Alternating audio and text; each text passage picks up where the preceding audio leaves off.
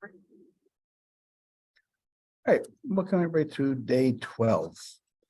We're wrapping up the semester. We only have this chapter and one more afterwards, and then we're done. So yeah, I will be here next Saturday because I will be here because we have to try to finish chapters 5 and 6 in the next 2 weeks, because when we come back after Thanksgiving, I don't know if anybody's going to show up on that Saturday. So I want everybody at that point to make sure you catch up all your tests and your homeworks. The week after that is our last week we meet together, because after that is the final exams. So good luck, everybody. We're done with chapter 4. Chapter 5 deals with logarithmic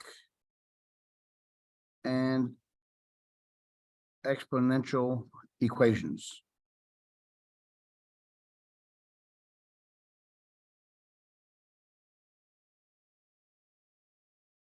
But we do have to backtrack a little bit to learn a method that we could use to test these systems to see if they are what they are. I mean, we test if they're inverses of each other. Chapter 2, section 3.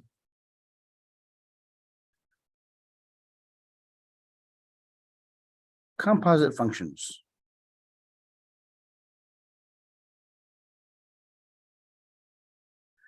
If something is a composite, that means it's buildup of something else. So it's something within something else. In mathematics, a composite function is a function within another function.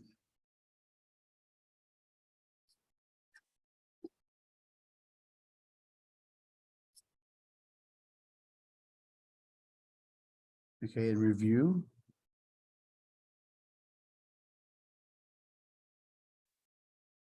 This is an example of a function. It's read the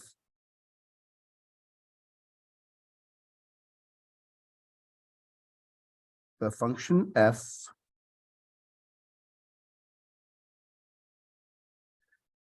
of a variable x. That's what that part is right there. Inside the parentheses is equal to 3x plus 2. So there's a function name, the operation of the function, and the equation of the function.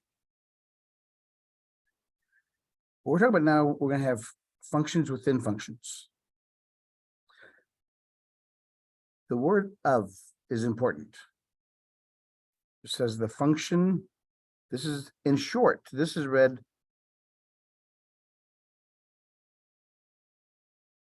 or the function f of x. It's the function of x. So after the word of, that's what goes inside the parentheses.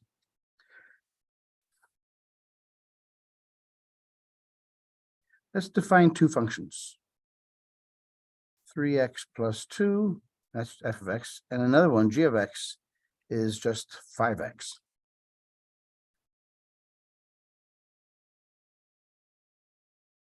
Now, I'm going to put one function inside the other, and so I'm going to take this function and put it in place of x in the first function.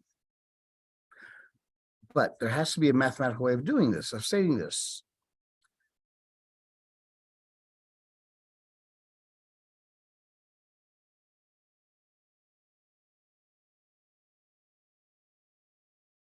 Typically, if you ever talk to somebody who's had college algebra before, and you hear them talk about Fog and Goff, Foff and Gog, this is what they're talking about. They're talking about composite functions. So the way you read this is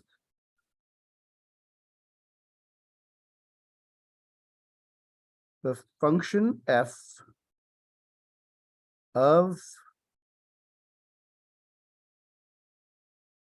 the function g of x. So the first function, that's the function f of, there's the word of, the function g, that's this one, of the variable x. So because it's a function f of g, what this really looks like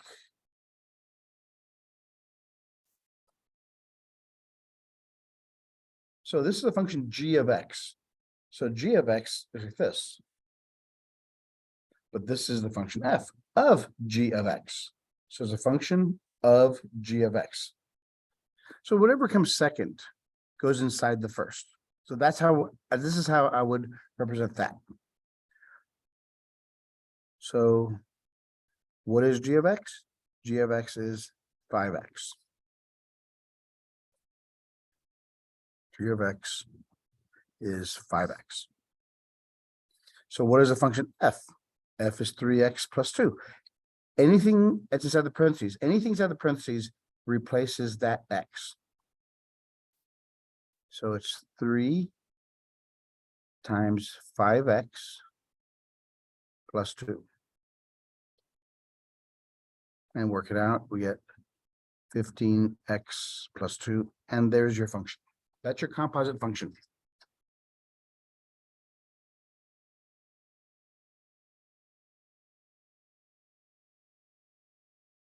Let's look at Goff. We're using the same functions, g and f.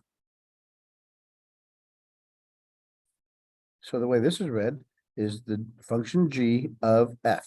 So it's g of f of x.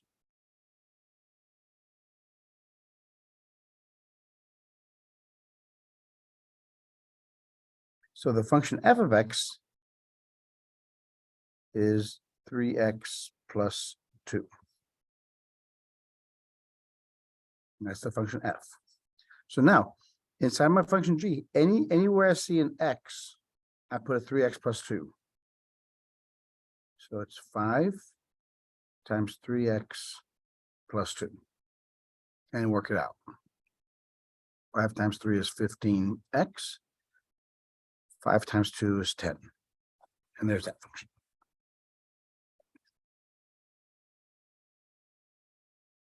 So basically what's happening here is this.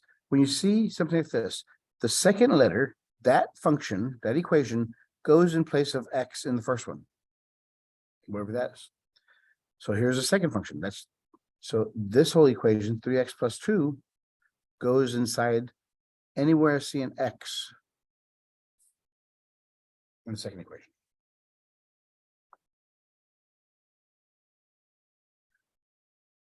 We can also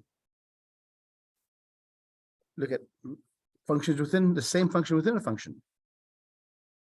So the way this is read is the function f of x. That's this, whatever's in the second one goes inside. So what is f of x? F of x is 3x plus 2. So inside of f, anything that's in the parentheses, whatever that is, goes in place of x. So I have 3 times 3x plus 2 plus 2. All I do is replace the x with what's inside there. 3 times 3 is 9x. 3 times 2 is 6 plus 2, 9x plus 8. And there's that answer.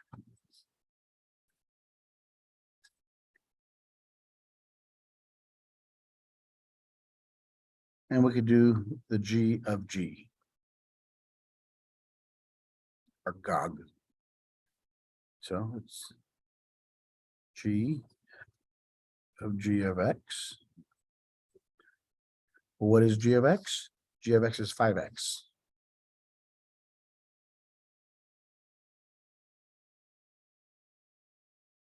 So anywhere in my g function, anywhere I see an x, I put a 5x. Here's g, anywhere I see an x, I put a 5x.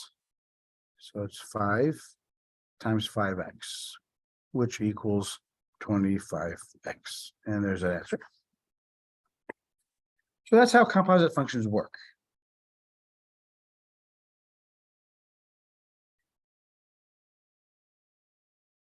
It could be the same function inside itself, or another function inside of it. Just put one function with it. That's a composite function.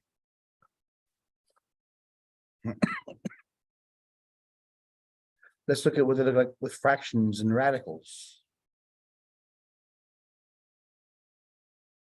Let's do radicals first. X plus 2.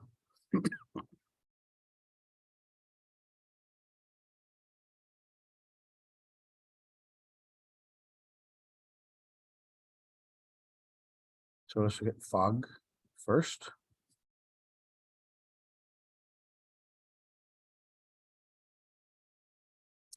So that is f of g of x. So whatever my g is, goes in place of x inside my f. So I have square root of x squared plus 2. And there you have it.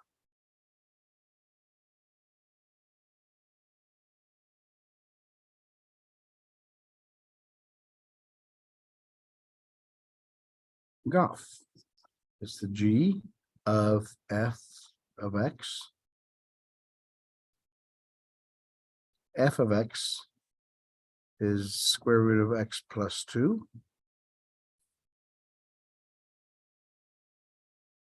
So since this is inside it, whatever I take this function, anywhere I see an x inside the second one, inside the g, I put that in place.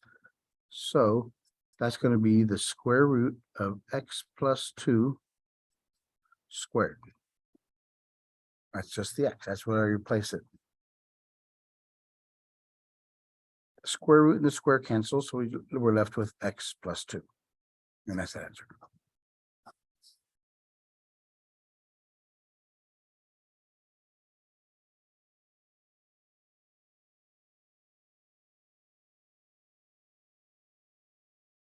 Let's see with the same, let's look at the same equations.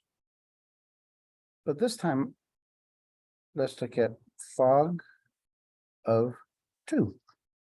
I can give a value now for the x component. Remember, f of x is square root of x plus 2. G of x is x squared.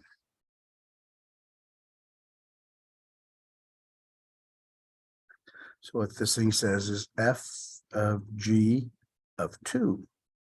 There's my x. Now, anywhere I see an x, I put a 2. So inside here, I have the g of x. And instead of x, I put a 2. So I have 2 squared. G of 2 is 2 squared, which is 4.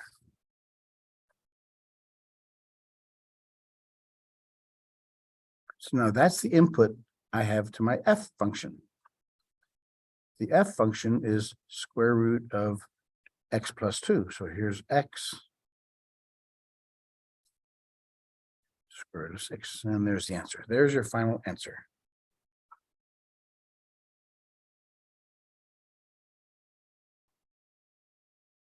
An easier way of doing this is if you're given a composite function just like this, go ahead and work them out first. We know that f of x is square root of x plus 2. So now x is defined as 2. So 2 plus 2. 2 plus 2 is 4. Square root of 4 is 2.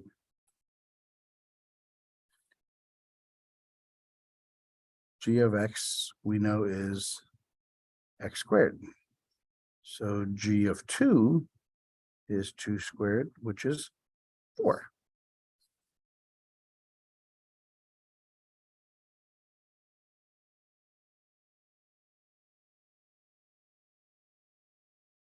So it's much easier that now for the first part, g of 2, we know it's 4.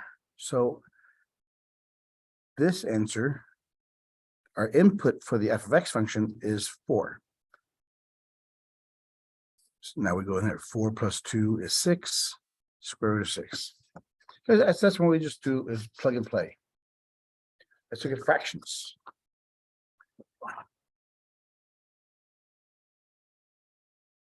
Any questions?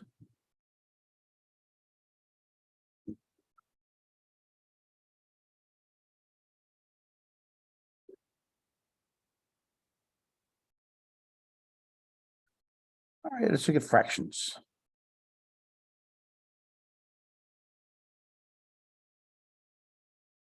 One over x plus 2,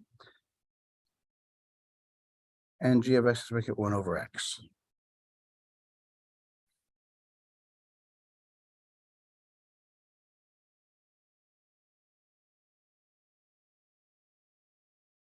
So let's look at fog first.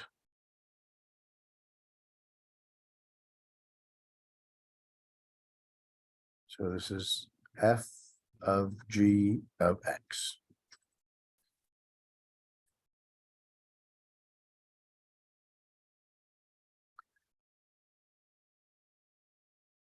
G of x is 1 over x. So what that says is take this function, anywhere I see an x, I put that in there. So I get 1 over x plus 2.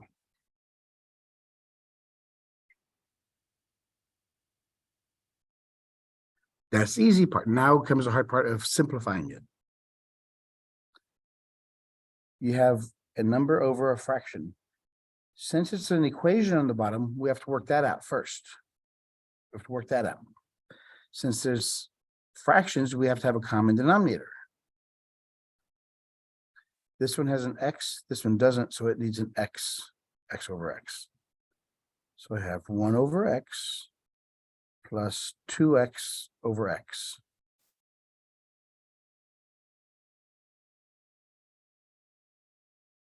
We have a common denominator, so we just worry about the top.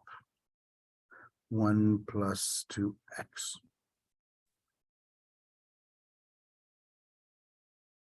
Now we have another scenario.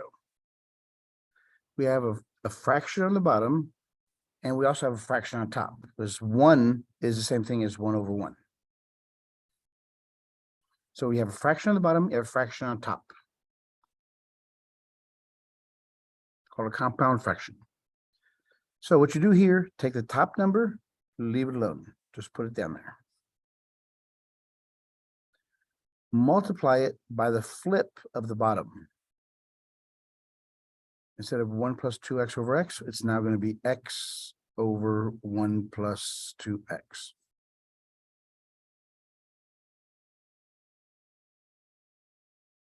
These are individual numbers. The rule of fractions is when you're multiplying fractions, before you multiply, can anything on top cancel with anything on the bottom? No. This x belongs to the 1 plus 2x. This is one part of the equation. You can't cancel those. So nothing cancels. So now I multiply. 1 times x is x. 1 times 1 plus 2x. And there's my answer.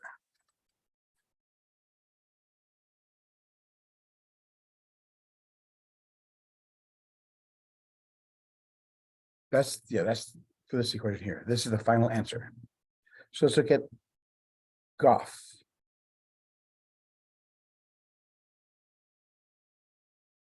We're using the same functions, 1 over x plus 2 and 1 over x.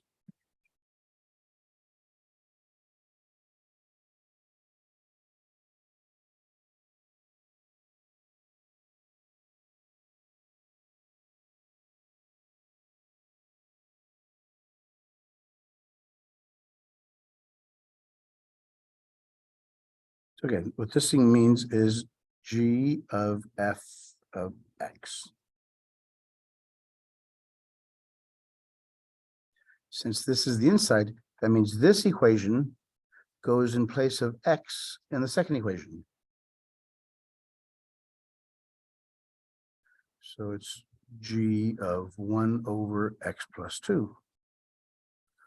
Anywhere I see an x and g, I put the 1 over 1 plus x plus 2. Oop. 1 over x plus 2. Because in place of this x, I put this entire function.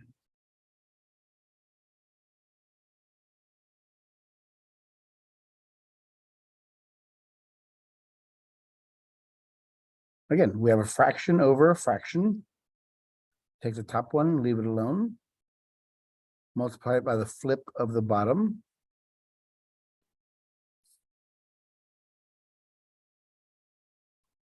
Nothing cancels. Well, one can always cancel, but if you remove 1 to 1, it still becomes 1. So nothing cancels. We multiply. 1 times x plus 2 is x plus 2 over 1 is simply x plus 2. And there's that answer.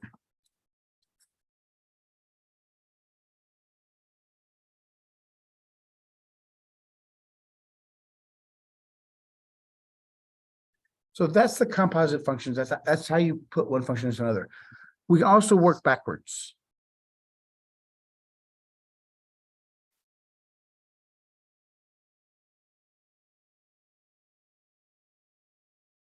If I gave you something like this,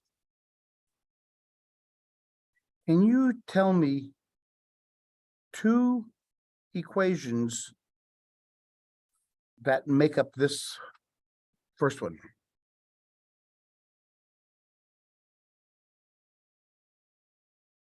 Well, we see we have something inside parentheses. So that's our first one. We'll say that's x plus 2.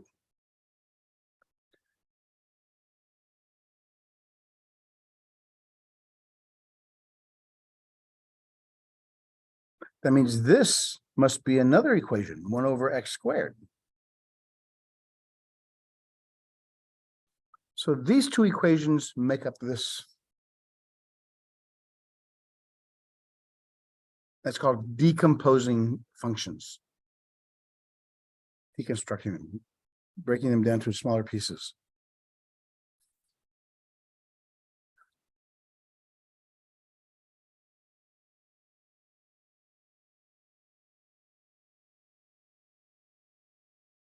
How about this one? Can you give me an f of x and a g of x?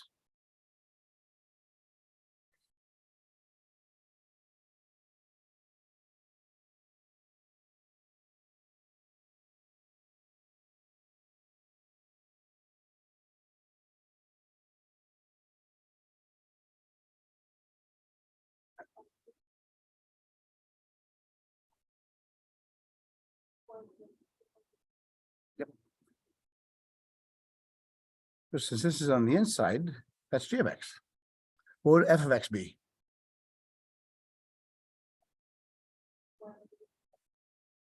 Yeah, cube root of x.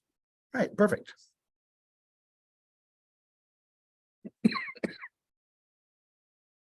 So that's about functions and composite and putting them together and tearing them apart. We need those now. We're gonna start chapter 5. Chapter 5, section 1. Inverse functions.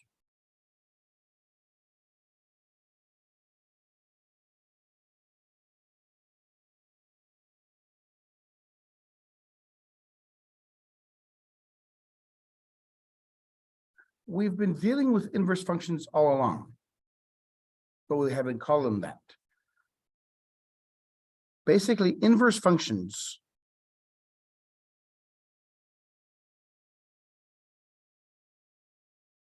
are functions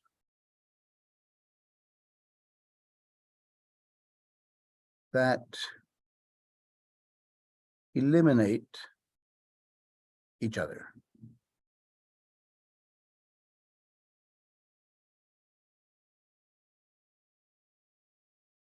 Leaving only an x value.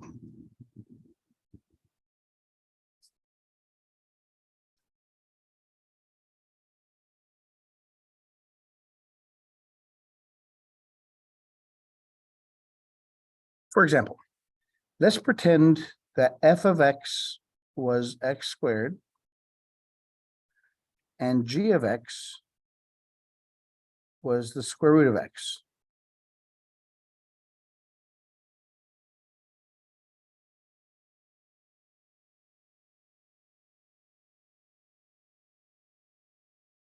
Let's look at both of these, Fogg and Goff.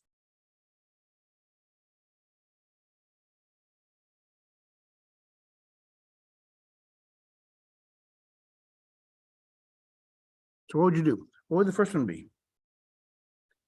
So this one would be f of g of x, which would be f g of x is square root of x. Anywhere I see an x inside the function, I put a square root of x. So f is square root of x squared.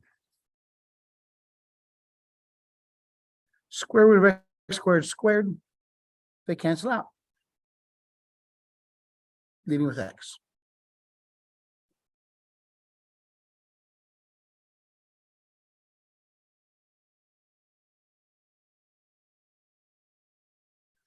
Likewise, the other side. G of f of x equals g f of x is x squared. So inside the square root, I put my x squared. The square root and the square cancel, I'm just with x. So there you have it. You see, like I said here, you're leaving only a value of x. This is how you test to see if functions are inverses of each other. You do the composite thing. If it works, if both of them equal this, then f of x and g of x are inverses of each other.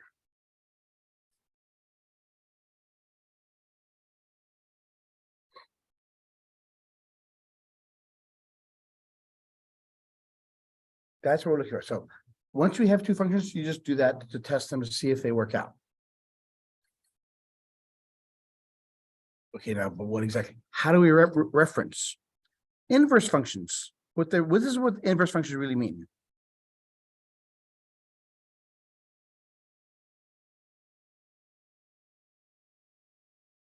Inverse functions.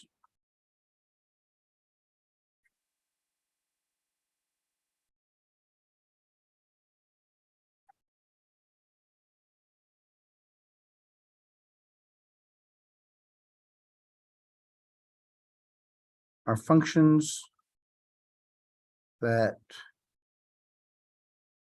reverse the other's operation. Notice they cancel each other out.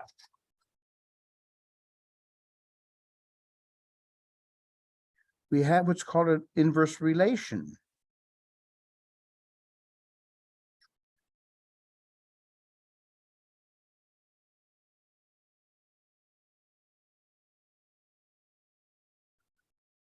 An inverse relation is just that, is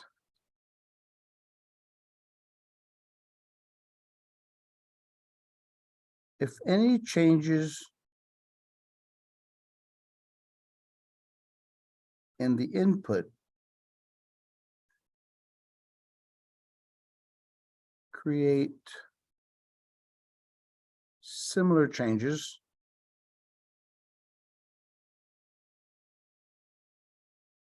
to the output.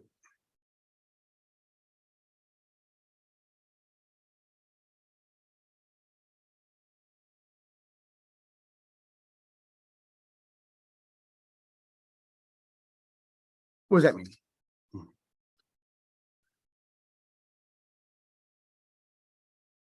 Changes in x create changes in y.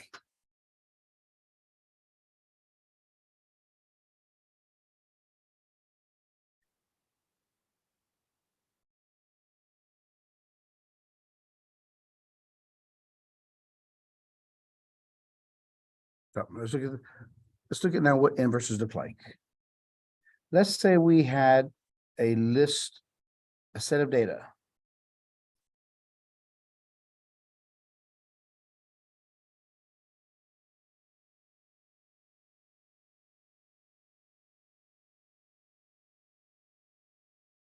So we had these 3 points.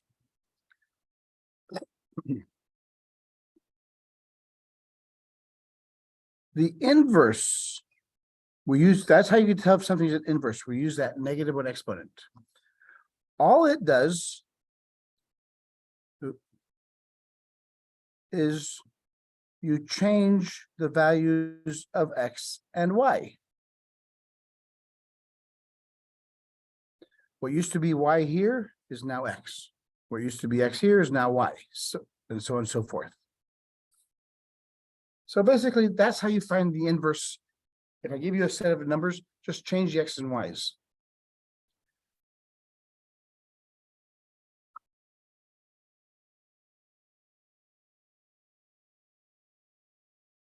So graphically, what this means,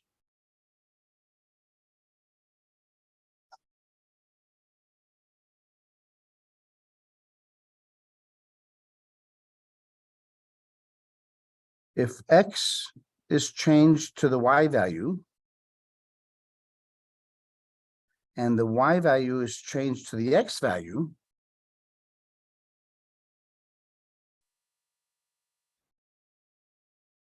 then we have a mirror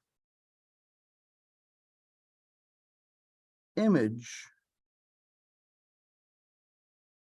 about the line Y equals X.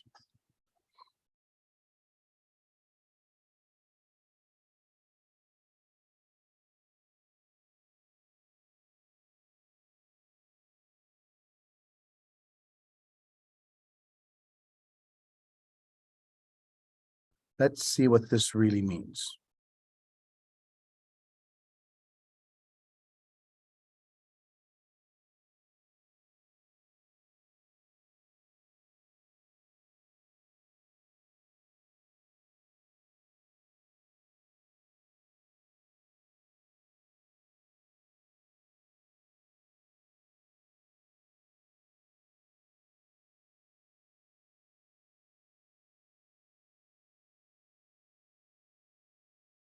Okay, we have that supposed graph right there.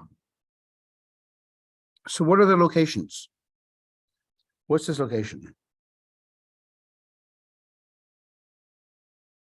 What's this location? And this one?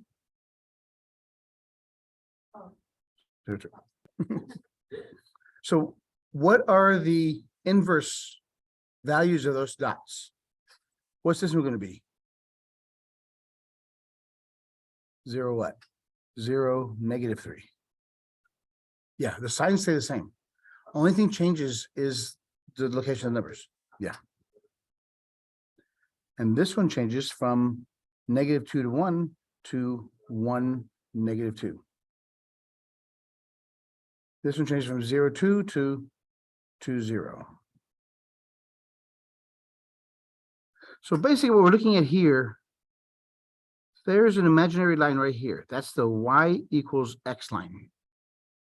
That these 2 straight down, 2 there. 3 straight across, 3 straight up. So that's the, if I took this page and flipped it, I'd have the mirror image. That's what the graphs look like. Well, they could be parallel. If this line here was parallel to the Y equals X, in other words, if it had a slope of 1 and a different Y-intercept, then it'd be parallel. But since you see there's a slight curve here, there's a slight curve here also. Eventually they would meet, right? Right, they'd eventually keep on going, they would meet somewhere. And they would meet on this line, the Y equals X line. So in other words, if I'm asking you to graph the inverse, what you would do first is take the first graph, plot some points, flip the X and Y's and plot it again. You'll have the mirror image. The inverse of it.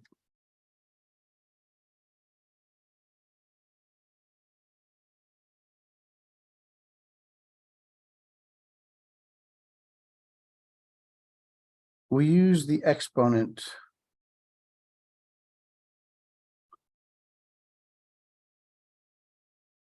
to refer to an inverse.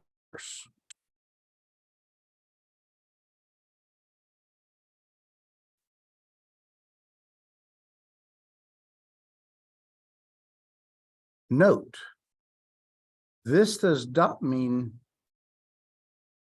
root of X. Because earlier we talked about exponents, a negative exponent means you flip it. That's not what this means. That's for individual numbers. This is a function.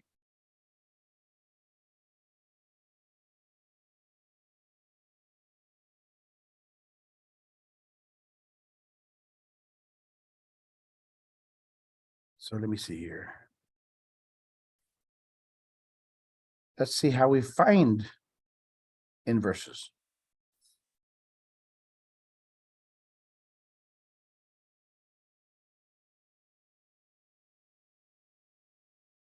Steps to find the inverse. The first step.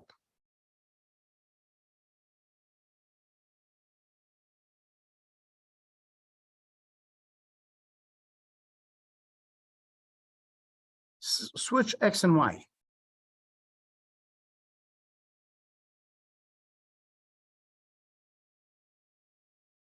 Remember, f of X is the same thing as Y. So my first step, I have to switch X and Y.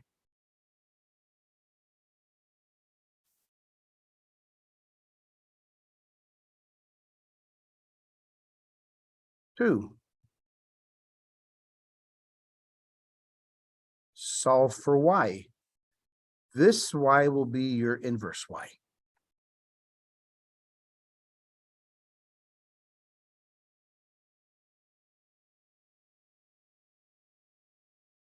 So to solve for Y, we have to subtract 2 from both sides.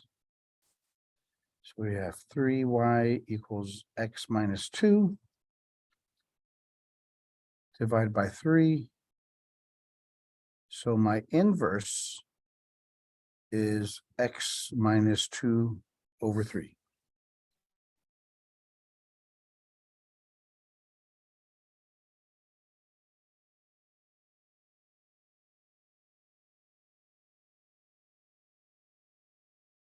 Check your answer.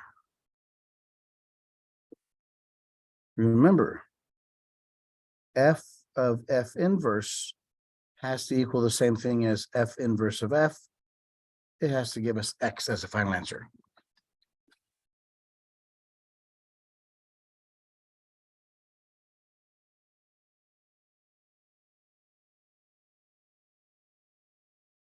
So let's check it. We have to check it, but we'll check it both ways.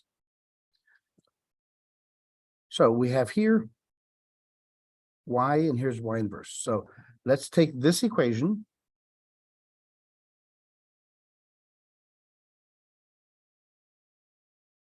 and plug it in place of x. So we have 3 times x minus 2 over 3 plus 2. I took this answer, put it in place of x.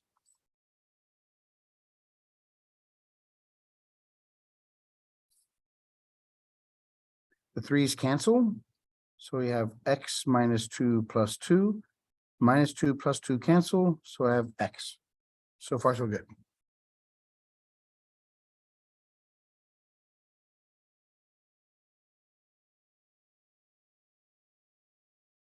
Now I got to do the other side. The other direction. Now I got to take this equation,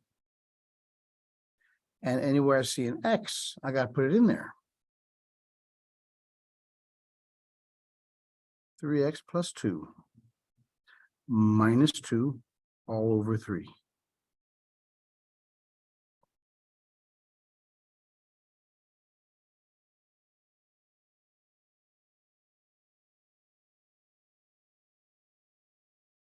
So 2 minus 2 cancels, so we have 3x over 3. The 3's cancel, leaving us with x. So those are true inverses of each other. So far good?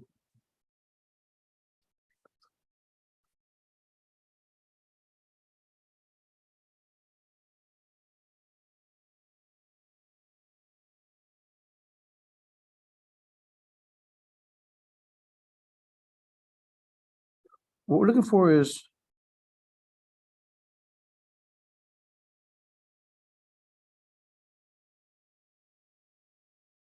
one-to-one functions.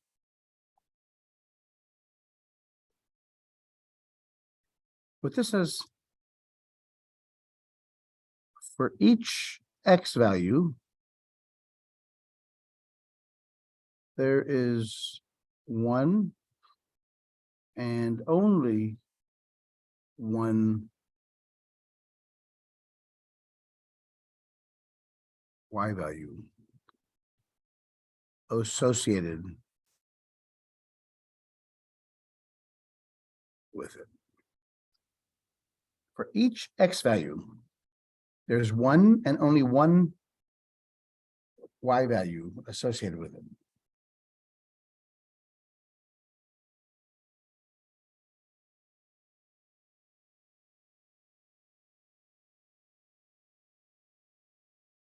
All right, here. So the symbol we usually use is one to one like that.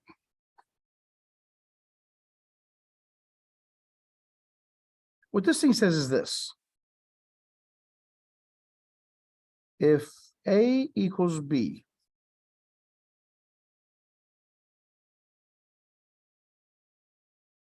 then f of A has to equal f of B.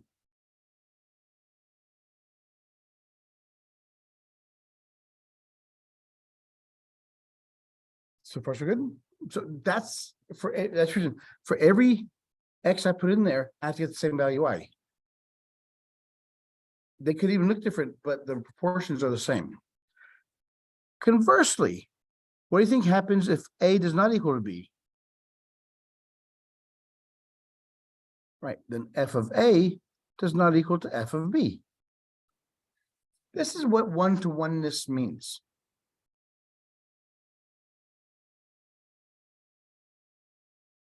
Let's see, we have to use this to prove one-to-oneness.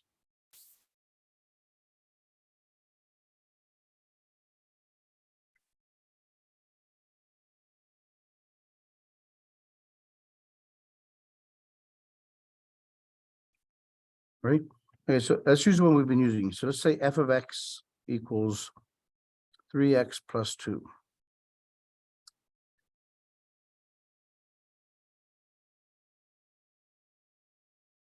Test for one-to-one. Yes, or test to see if this is one-to-one. Now, I'll show you why that's important. If it's one-to-oneness, if the function is one-to-one, then it has an inverse.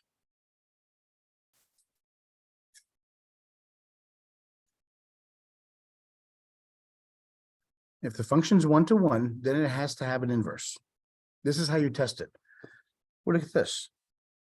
If if A equals B, so I'm saying that A equals B. So does f of A equal f of B?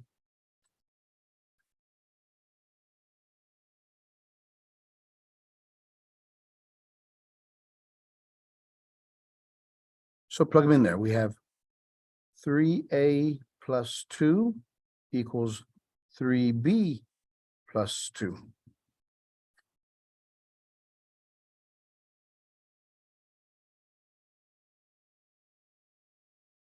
So let's solve for A and B. Subtract 2 from both sides. We have 3A equals 3B. Divide both sides by 3. We have A equals B. So there's your test. Because we said f of a equals f of b, a equals b, and that's the condition to be one-to-one. Let's look at one that's not one-to-one.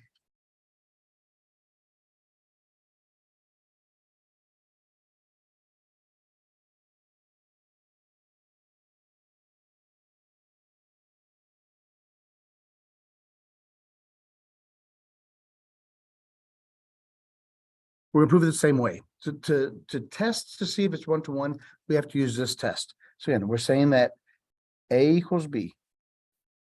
So f of a equals f of b.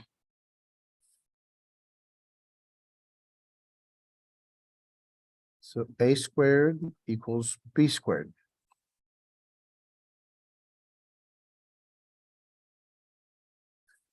How do we get rid of the square? Square root it. So we square root both sides. But we also have a rule that says this. If I ever square root a squared term, then I have to put a plus or minus in front of the other side. So a is equal to plus or minus b.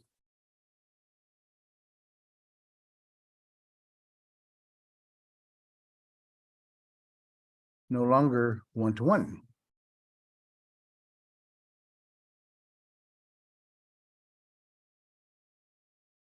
Okay, is this familiar? A squared, because if x squared equals 4, what can x equal? Yeah, x can be a positive or a negative 2. So it's, because of that, it's not one-to-one. Let's look at the graphics of this thing.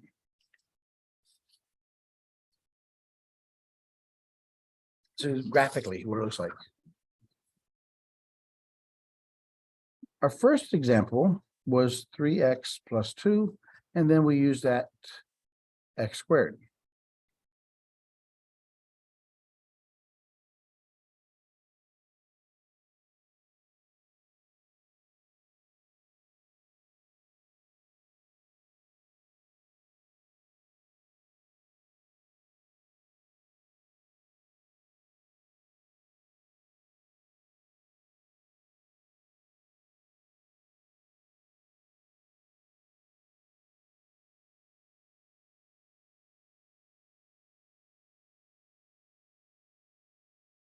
All right.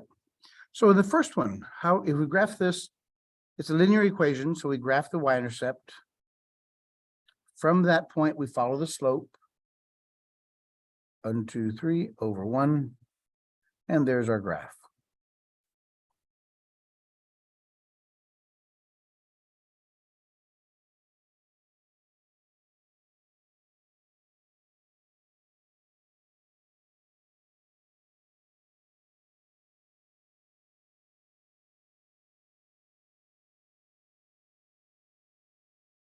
All right. So that's like, how does this graph look like?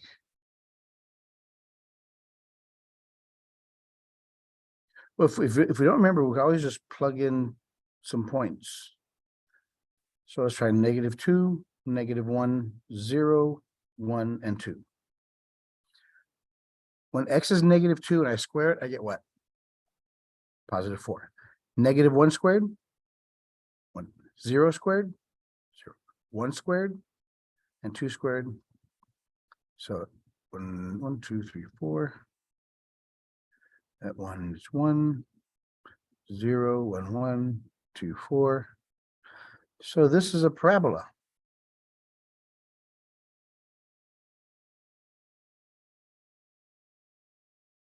X squared.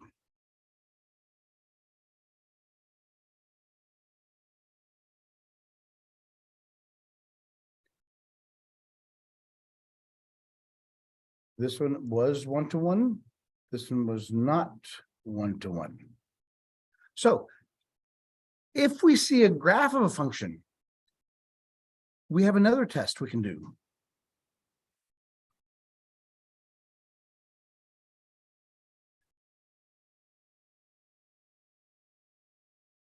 the horizontal line test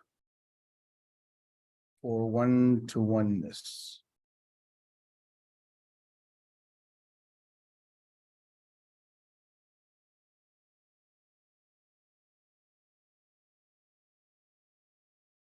If a horizontal, or if any horizontal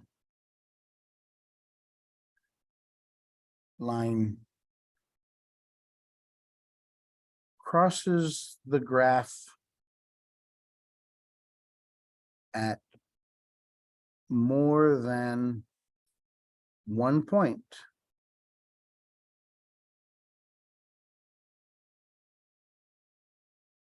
the function is not one-to-one.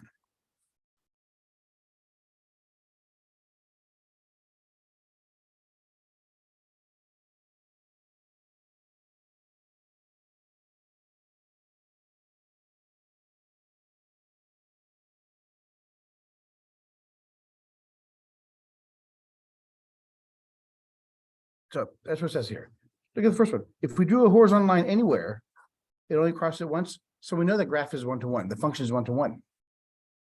And the second one, since it crosses twice, it can't be one-to-one.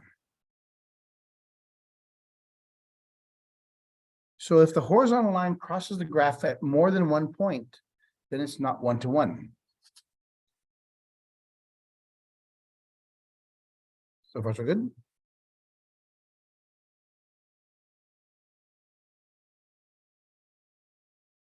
Let's review back. What did the vertical line tell us?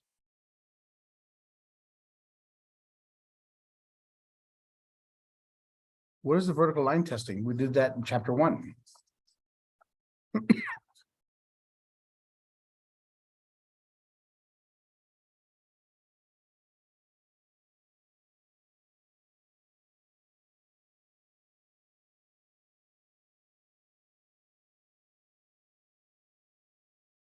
It tests for function. It tests for function.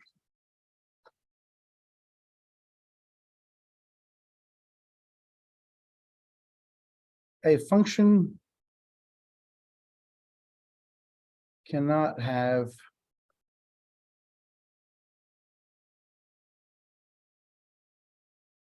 more than one y value for each x value.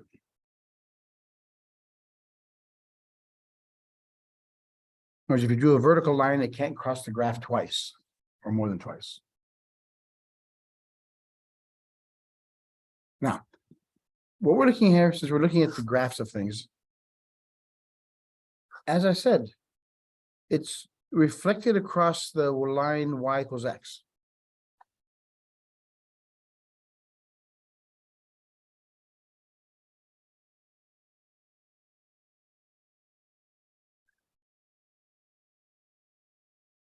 So if I had a graph that looked like this, if I had a graph that looked like this, the flip of it would look like this. In other words, what this is saying is this: the domain of your original function equals the range of your inverse function. And the range of your original function is the domain of your inverse function.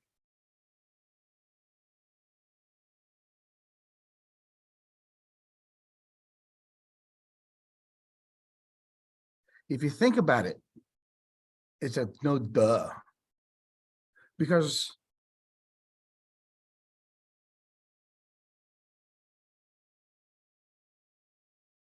domain deals with the x values, or the x-axis, and the range deals with the y-axis.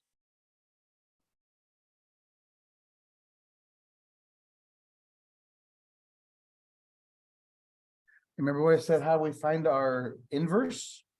Switch x and y. So the x of this one, the x of this one is the y of that one, and the y of this one is the x of that one. So we switch those x and y's. Any more pepper? Where's my peppers? All right.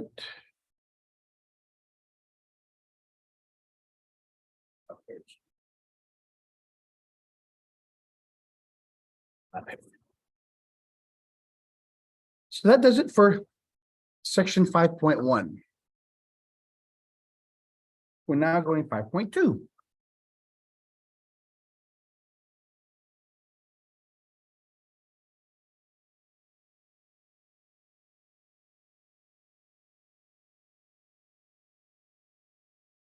Exponential functions. Because chapter 5 deals with exponentials and logarithmic functions. So we have to first talk about what are exponential functions.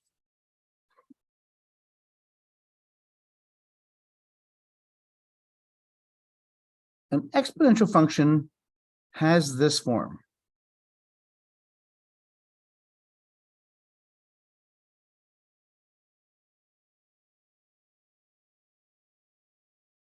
Where A is positive and A cannot equal 1.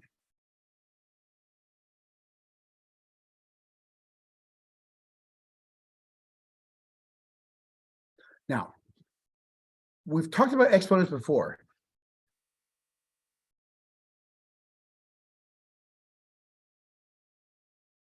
Yes, these are exponents. These are exponential functions.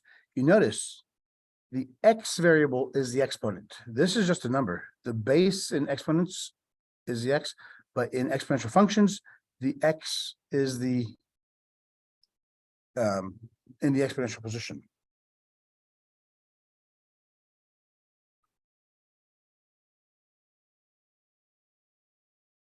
So for example, let's look at the easiest one.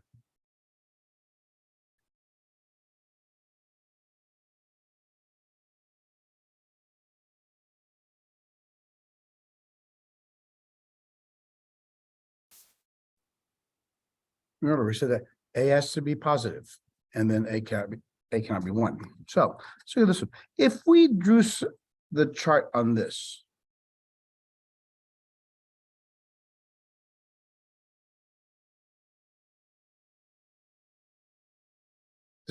what can X be? Can X be negative?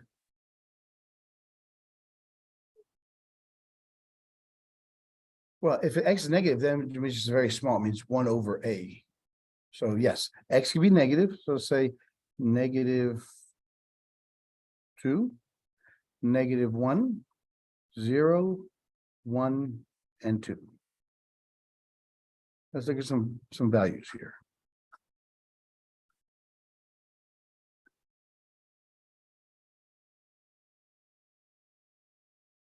If X is -2,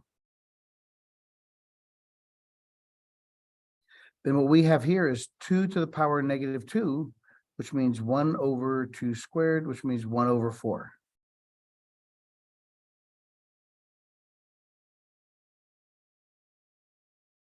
Negative exponent simply means change the location of it. 2 to the -1 power, which is 1 over 2 to the first, which is 1/2.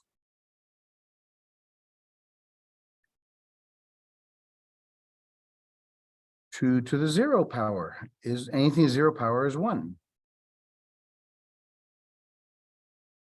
2 to the first power is just 2. 2 to the second power is 4.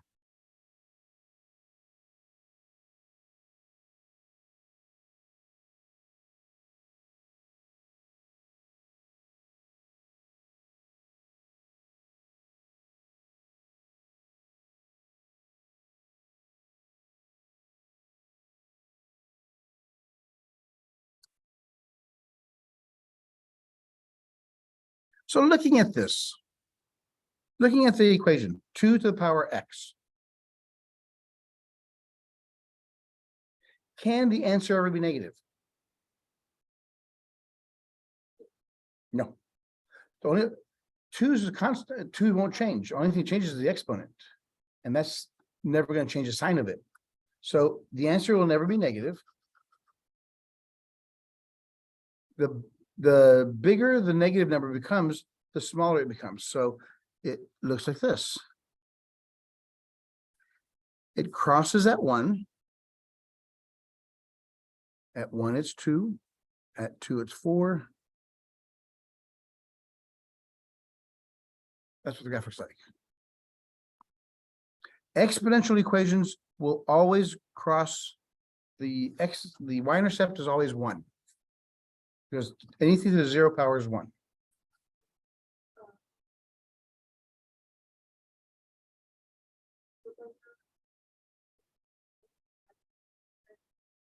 The smaller becomes, yes, yes. Because if I had -10, that's the same thing as 2 to the power -10, which is 1 over 2 to the 10th, which is 1 over 2 times, it's gonna be very big. As opposed to -1. 2 to the -1 is 1 over 2, which is only 1/2. So yeah, the bigger the negative numbers, the smaller the number becomes. So that's why we have our asymptote is the x-axis. We'll see here that the horizontal asymptote is 0, or the x-axis.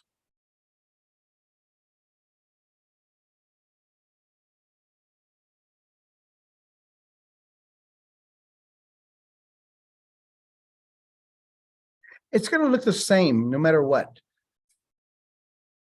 the base is. The only thing different is it'll grow faster the bigger it is. So this is for the first part. This is where A is bigger than 1.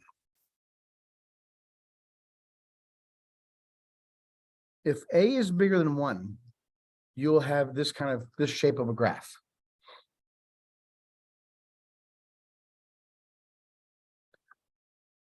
Remember, A has to be positive. So what happens now in the second part, if A is between 0 and 1, remember, A cannot equal 1, cannot equal 0. What do you think happens here?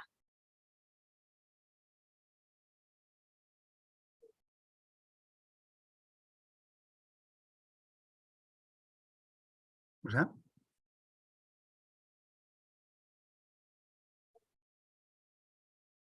It's going to be fractions, yes, but what happens to the graph? Let's look what happens to the graph. Use the same numbers. -2, -1, 0, 1, 2.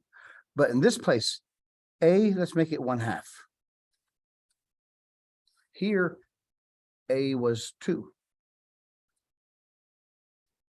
So now we're saying A is 1/2.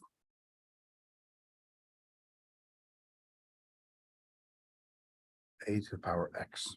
So we have 1/2 to the power -2. The negative exponent means flip what's inside here and drop the negative. So it becomes 4.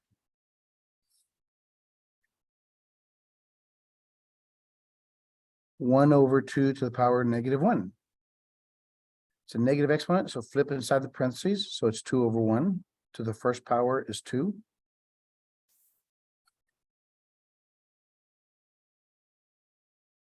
One half to the 0 power is 1. 1/2 to the first power is 1/2. 1/2 to the second power is 1 over 4.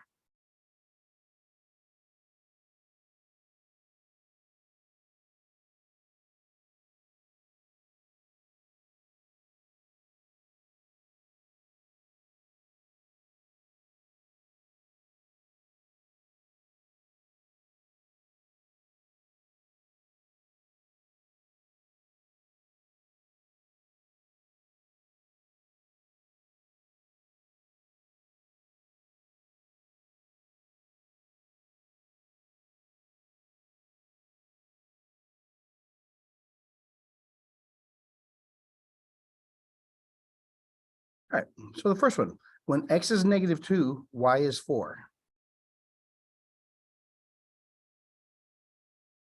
When x is -1, y is 2.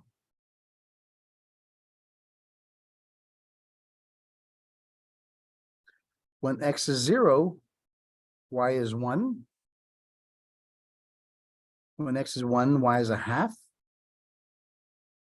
At 2, it's 1/4.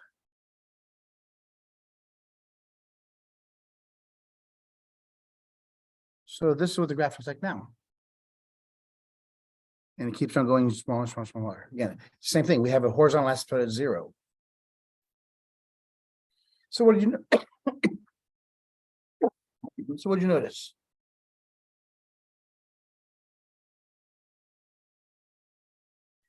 Well, with respect to the bases, remember, our function is a to the power x. If a is an integer, if a is bigger than 1, it looks like this.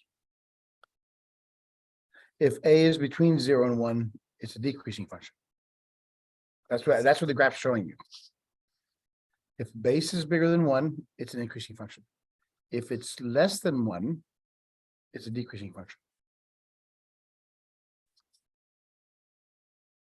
So let's look at the properties then. I'll put the properties up there.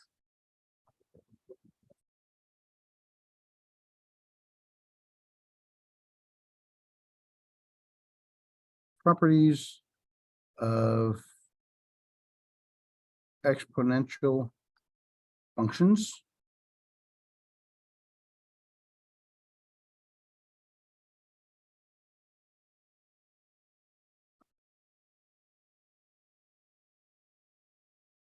So the first property, a has to be greater than 0 and a cannot equal 1.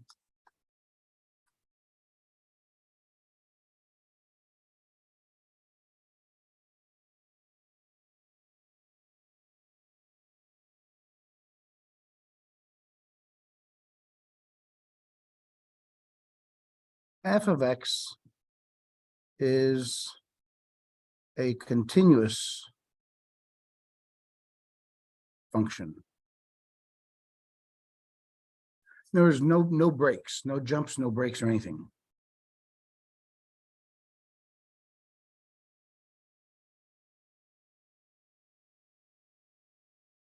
Since it passes the horizontal line test, it's 1-to-1.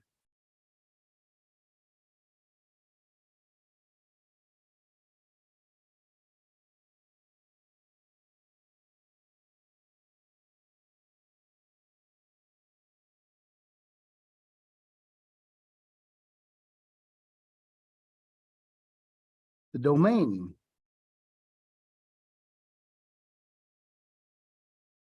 is from -infinity to +infinity.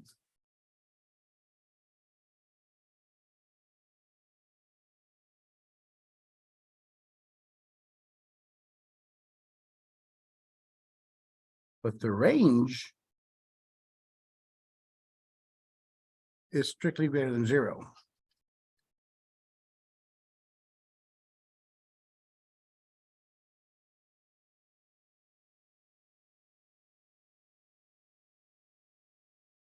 It's an increasing function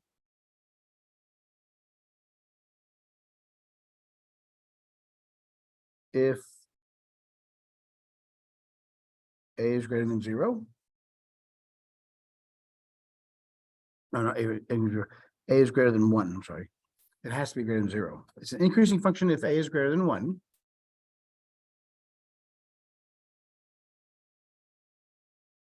And it's a decreasing function if a is between 0 and 1. And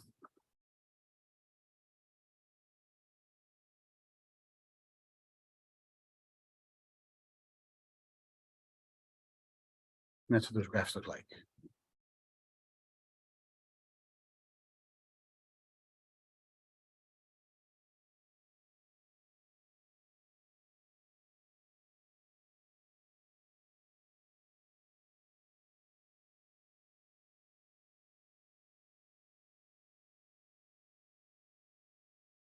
or horizontal asymptote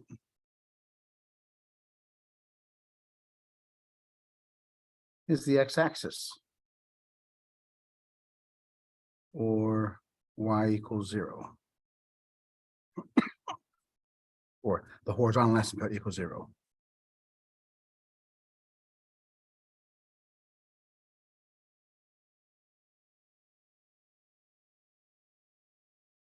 And the y-intercept is 0, 1.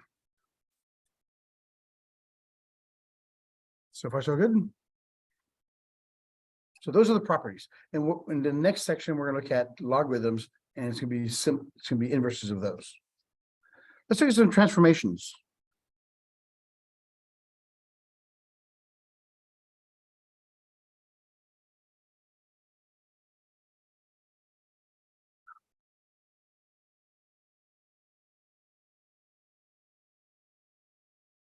First one, let's look at f of x equals 2 x minus 2.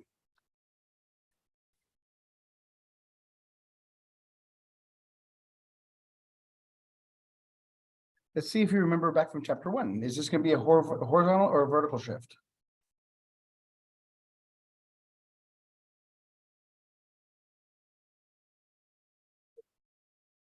Nope. Has to be horizontal because horizontal shifts affect x. And I can't do the exponent until I fix this whole top part. So I'm shifting x first. Vertical shifts are after you do the whole thing, you have a constant number. So that's a vertical shift. So if it affects x first before I do the operation, then it's a horizontal shift. So let's look at this one looks like. The original function is 2x. It crosses that 1 and goes like this. So what's happening here? How far in which direction am I shifting? Remember, take your exponent, set it equal to 0, and solve for it. So my shift has now moved 2 to the right. So there's my new graph. It still crosses at 1. So now my shift looks like this now. It used to cross here, but now it's shifted over 2 spaces. So that's what that looks like.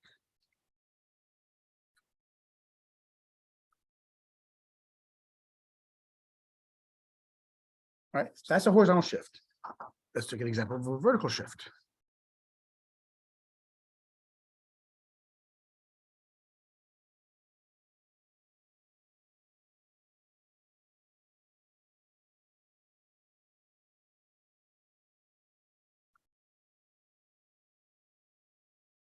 Since it's outside,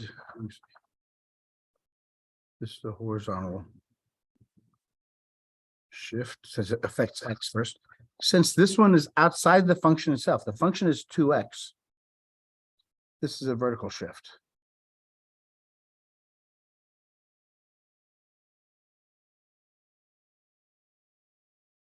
So the first graph we have is 2x.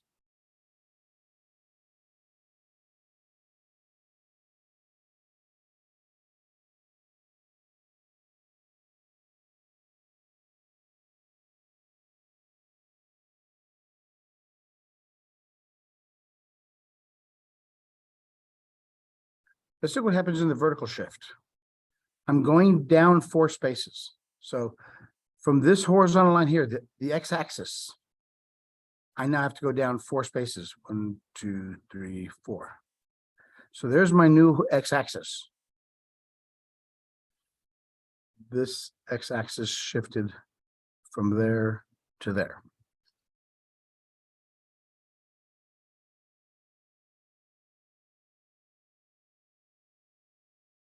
Which also means since the y-intercept is 1 above the x-axis,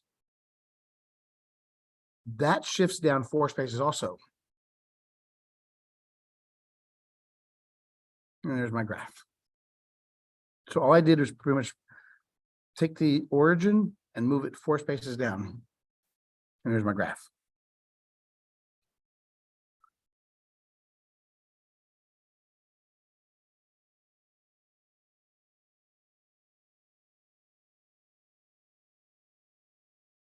How about this one?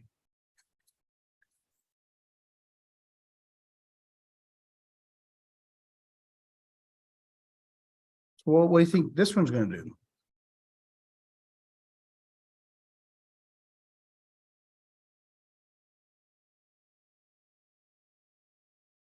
Look at your base. Your base is a decimal. That's between 0 and 1. If it's between 0 and 1, what's the graph going to look like?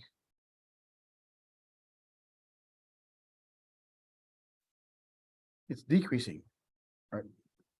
So we know that 0.5, it's a decreasing function. It looks like this, crossing through 1.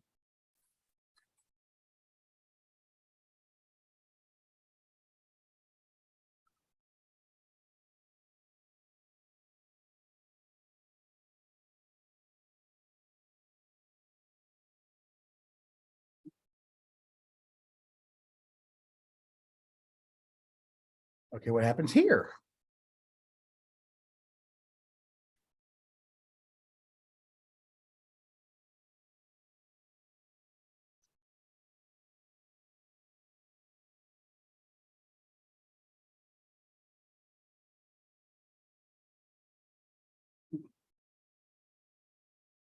Same thing, do it in pieces. The first graph we know is 0.5x. So it's a decreasing function. But now there's a negative in front of it. What that means is all the x's, all the y's that were positive up here are now negative. It flips across the x-axis.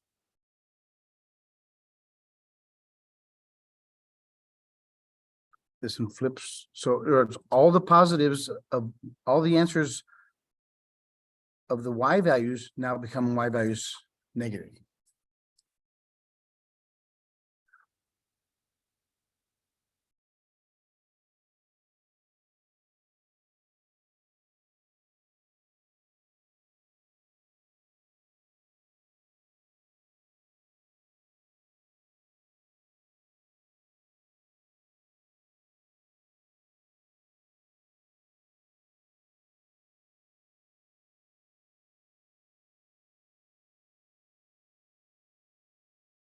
So let's do this in steps.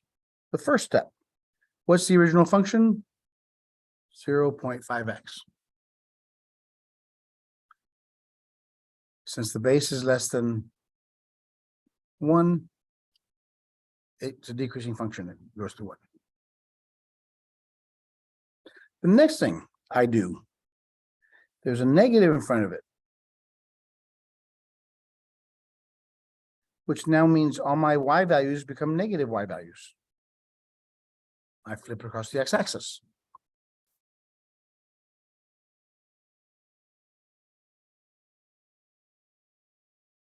Do I shift it up or down 2 spaces now? Is it a horizontal shift? It's a vertical shift.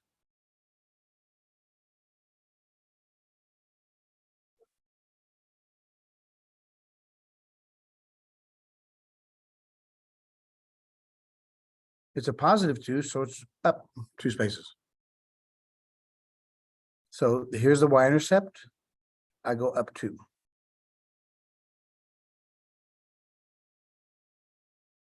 The origin shifts up 2 spaces. My new origin's right there. So my graph looks like this now. It's the same graph. It's just moved up 2 spaces. Yes, because I did the flip across the x-axis first, and then I go up.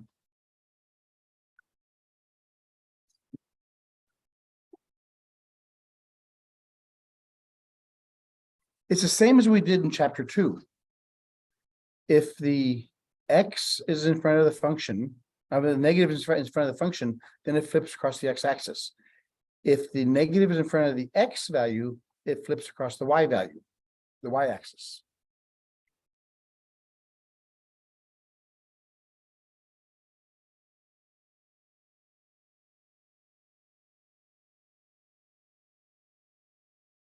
And since this is positive, it means up 2 spaces.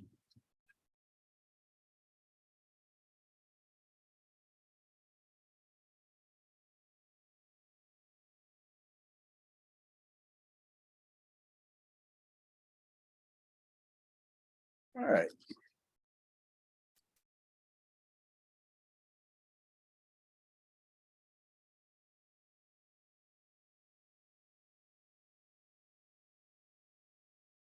Some applications. Most common are in business. Compound interest.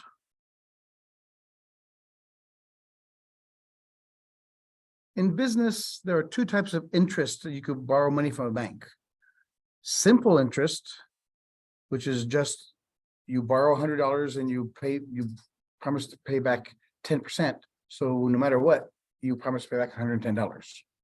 Compound interest is a little bit more intricate because it counts of how many times you want to pay, how many months you're going to take this money out, and at what rate, and with how much will you put down, or how much you borrow with.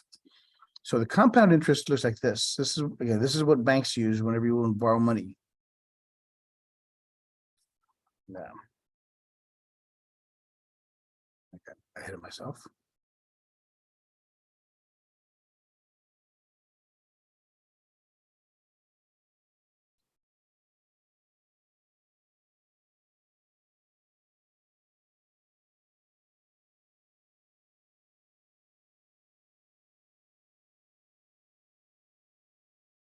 And here's what they mean.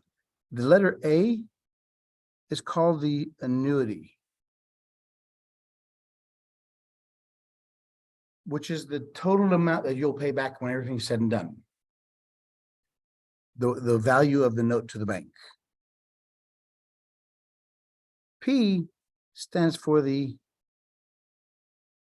principal, the amount borrowed.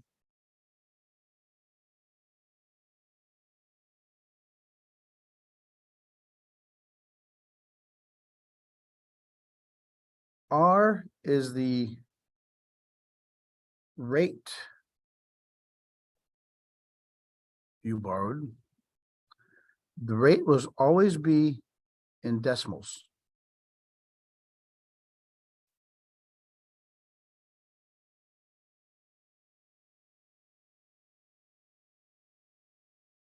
T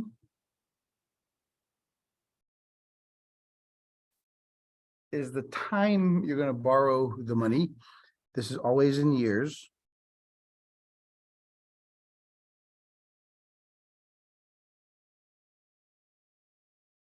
And N is the number of times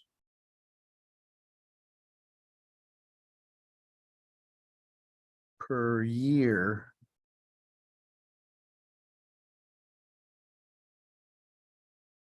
you'll pay back.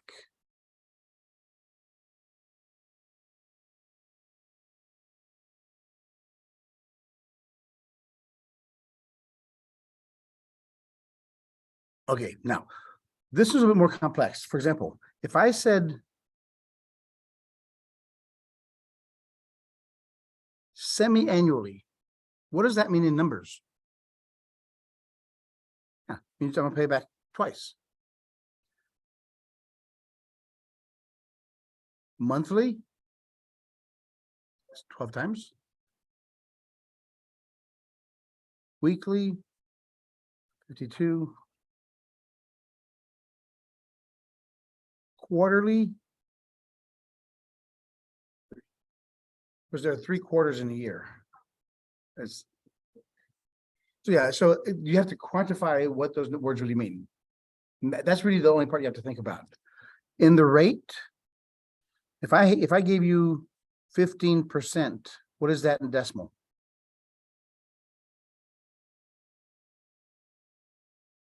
Yeah, 0.15, right. Just move the decimal to the left. If I had 6.5%,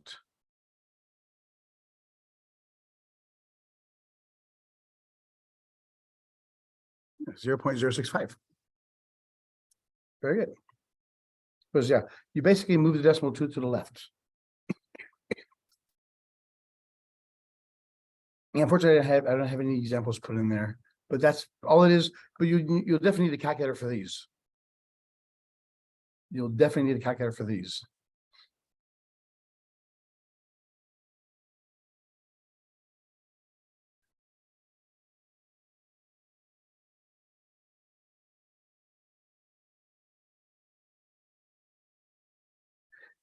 Then we're using the same equation. A mathematician named Euler came out with a standard value, a universal value that's mostly used in business, but science and engineering. It's called Euler's number, E. 2.718218245, and so on and so forth. It's a large number. Well, it's so large, it has an infinite number of decimal places. What Euler did was this. He took the compound interest formula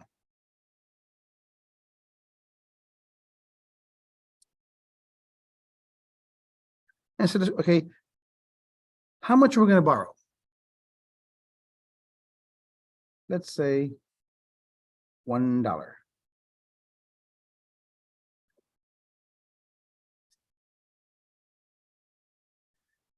What rate are we going to use?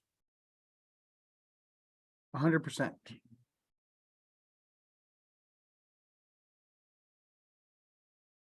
For 1 year.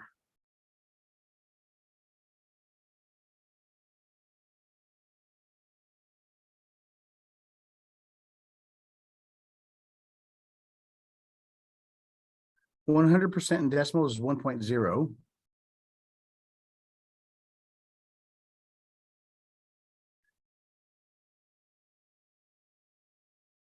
So he came up with this formula.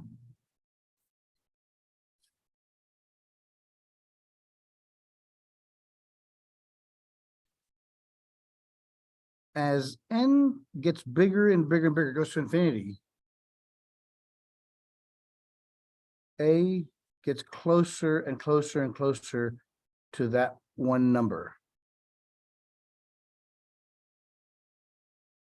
which we now refer to as E.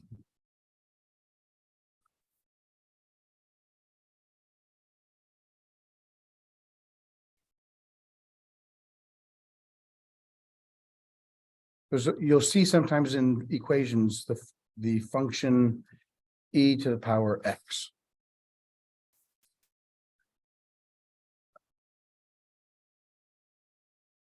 So far, so good. So that pretty much does it for exponentials. Now we're going to find the inverse of exponentials. Logarithms.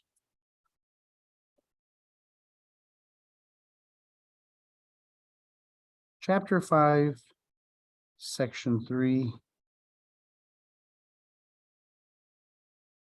Logarithmic functions.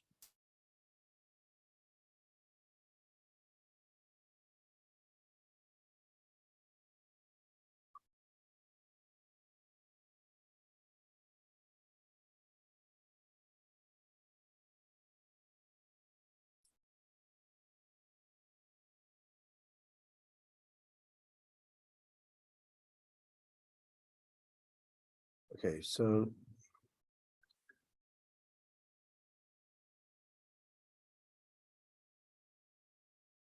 logarithmic or log functions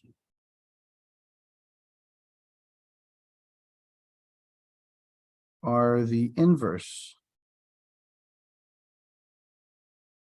of exponential functions.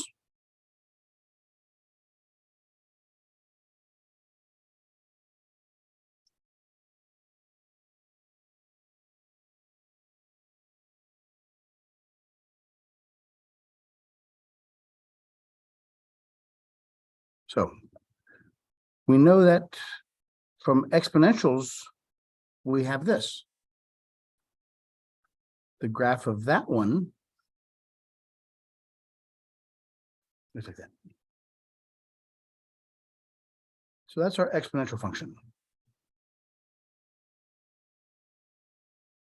Because logarithmic are inverses of exponentials,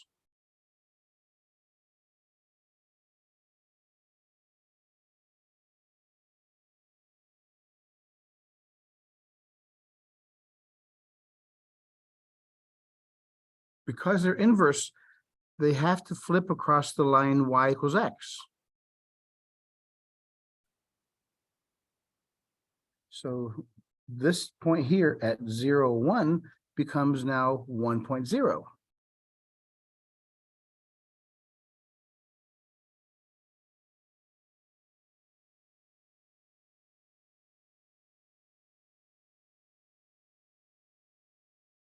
So here's the original one.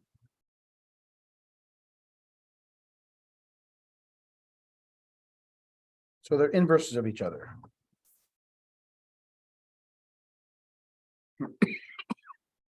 Let's see what it looks like. A logarithmic equation has this form.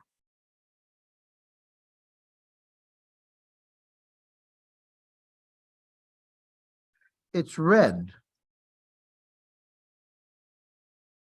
Log base A of x. There's the base. There's your operation.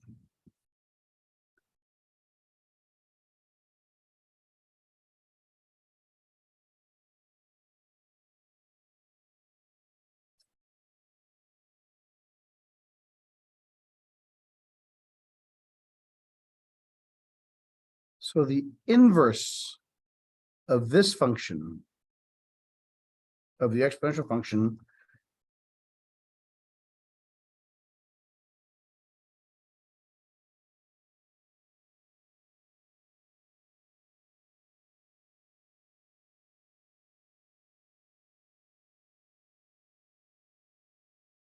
so if your function is the exponential function, the inverse of it is a logarithmic function. Let's look at the properties of comparing both of these.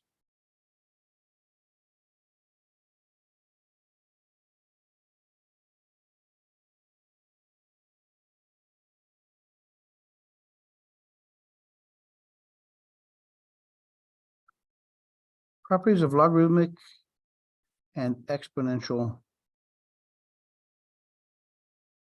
functions.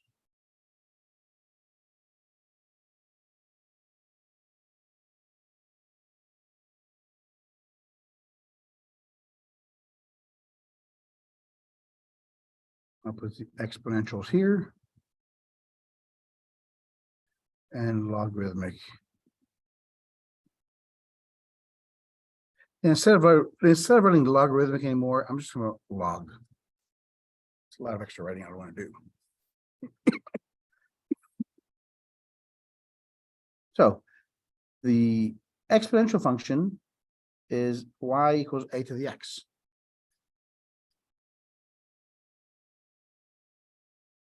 Or f of x equals a x. The logarithmic function, you switch x and y, you have x equals a to the power y. Or the inverse of the operation is log base a of x.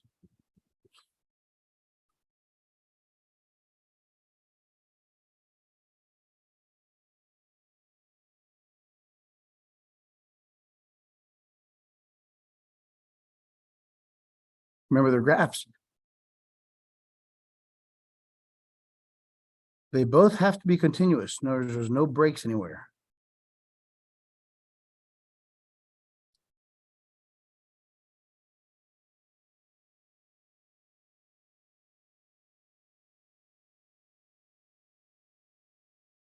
And if we look at the graphs,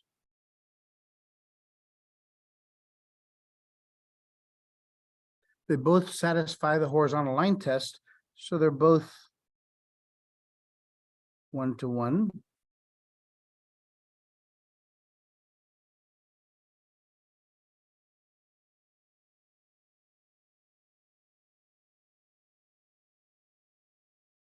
The domain of the exponential function is from negative infinity, positive infinity, all real numbers.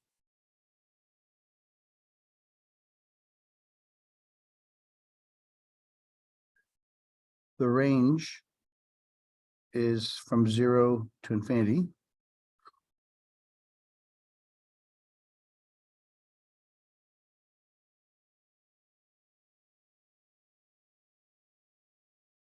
The domain of a logarithm is the range of the exponential, so it's from 0 to infinity.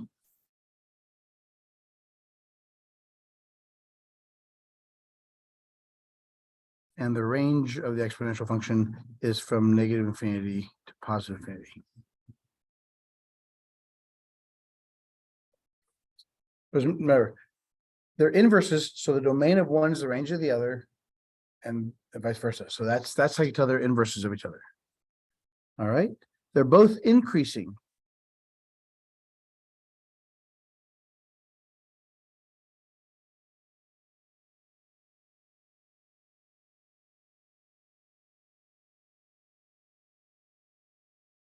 It's increasing as x gets larger, it gets higher. So they're both increasing.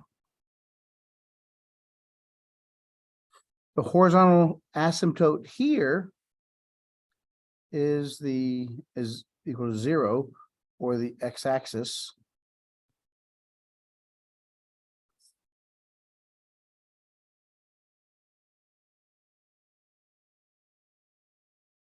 Again, since they're inverses, if this one has a horizontal asymptote, this one has a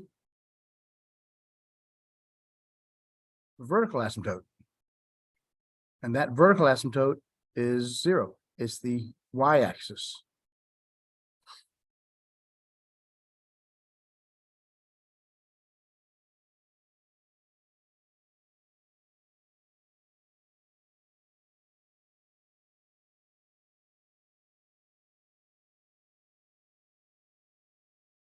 The y-intercept of the exponential function is 0, 1.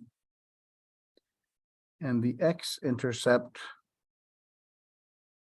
of a logarithmic equation is 1, 0.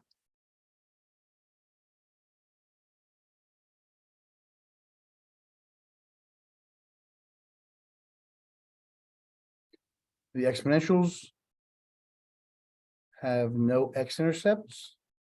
Logarithmics have no y-intercepts.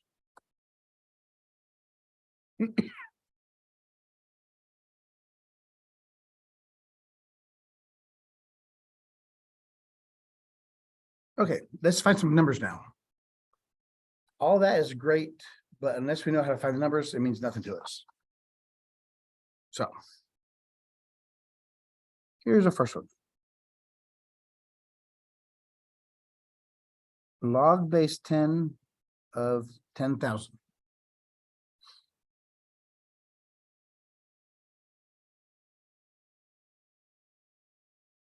What this is asking, what do I have to do to this base to get 10,000?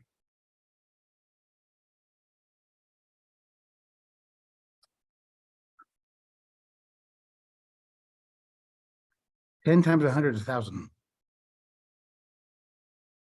You're getting close.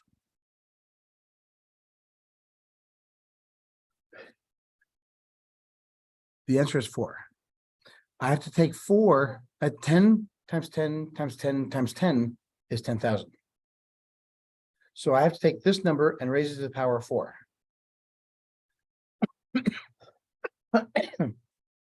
Basically, what we're looking for is what exponent do I give 10 asking.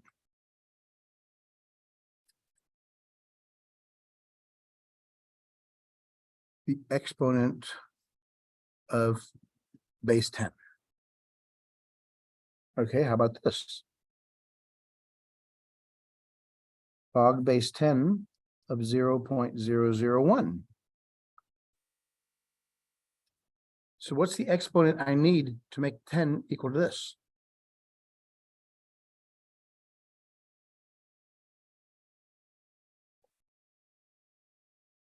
It will be a fraction, but we're looking for the exponent. Since it's a decimal, 1, 2, 3, it's moving to the left because 10 to the negative 3 is 0.001.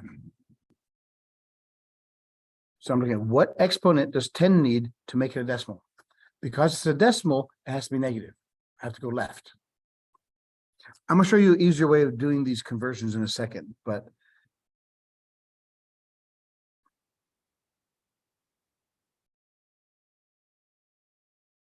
log base 2 equals 8. Actually, after this one, I'll show you how the formula to make it much easier so you can see what's going on.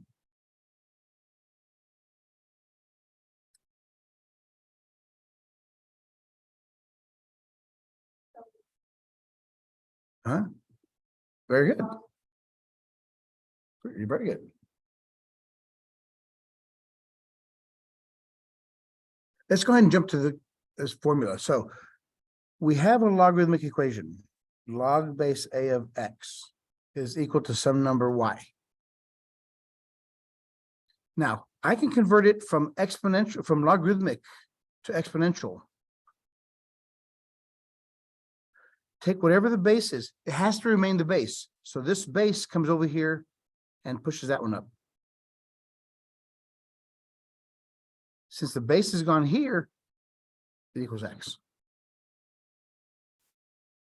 So this is the conversion that we need from logarithmic to exponentials and exponentials to logarithmics.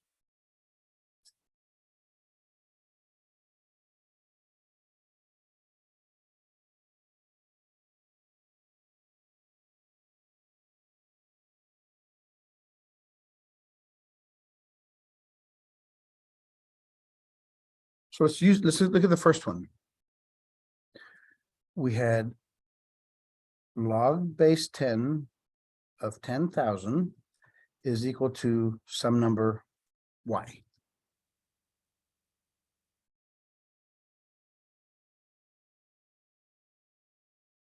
Since we're solving for y, we have to take the base. So there goes the log. So it's 10,000 equals 10 to the power y.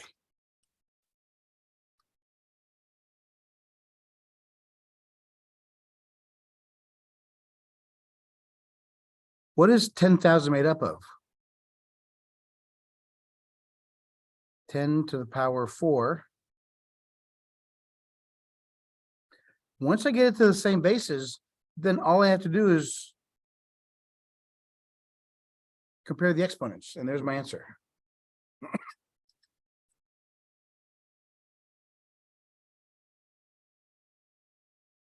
Same as the second one. Log base 10 of 0.001 is equal to some number. We don't know what the number is. Because this is, you'd be given a question like this. Log base 10 of 0.001. Set it equal to y, because here, now we take the base. We have 10 to the power y equals 0.001.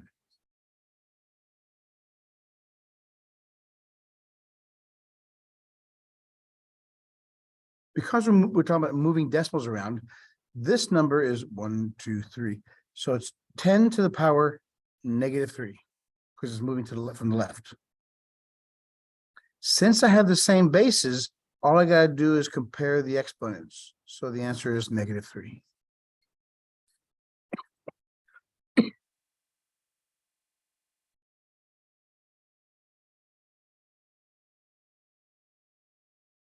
And likewise, the last one. I'll do the last one here. It was log base 2 of 8 is equal to some number y.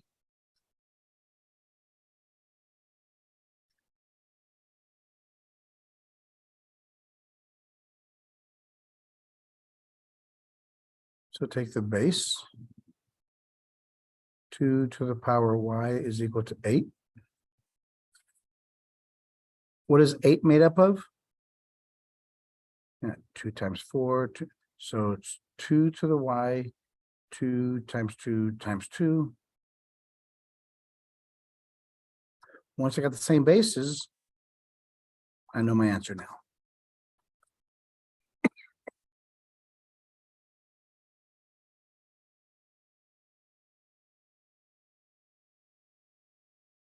All right, let's look at some more.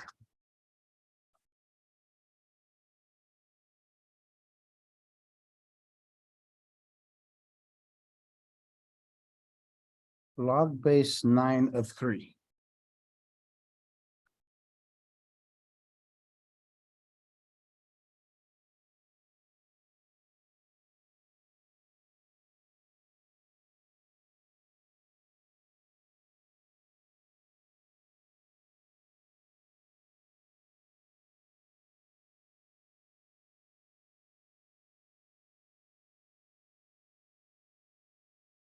We have log base 9 of 3 equals y.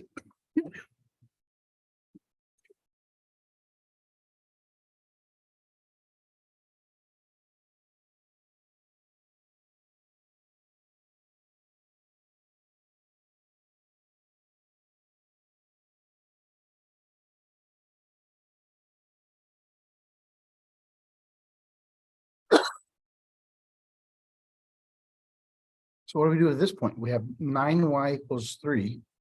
We have to get common bases. So what is 9 made up of? Yeah, so it's 9 is same thing as 3 squared.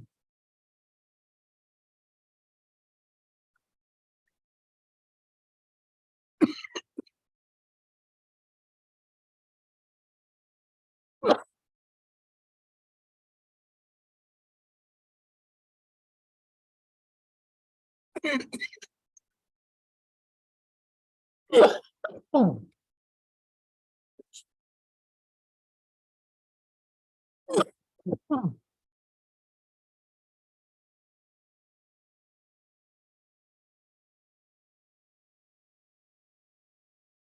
All right.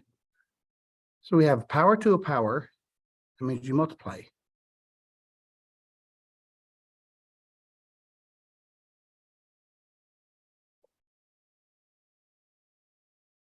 Power here is 1. Since the bases are the same, the only thing we need to know is what does y have to be? Yeah, so we divide by 2. So y is 1/2.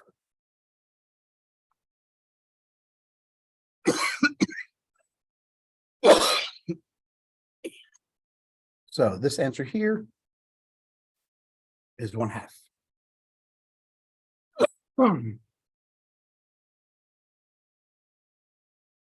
Remember,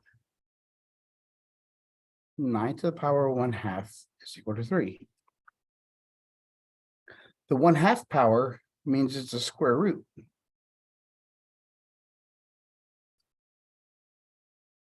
Square root of 9 is 3.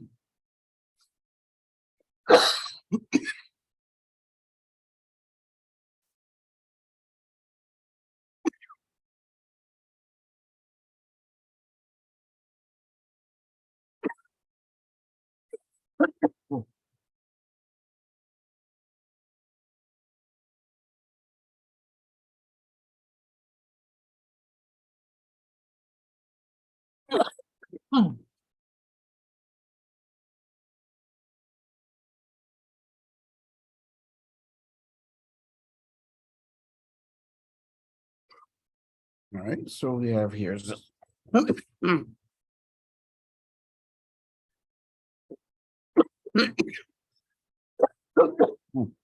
log base 6 of 1. That's a 6 equals y. The base comes over here.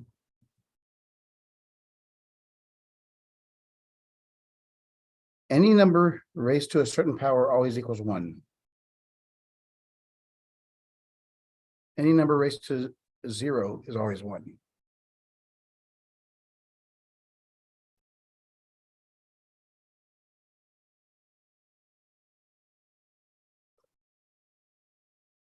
That's one of the rules here. If you have a 1 here, automatically 0.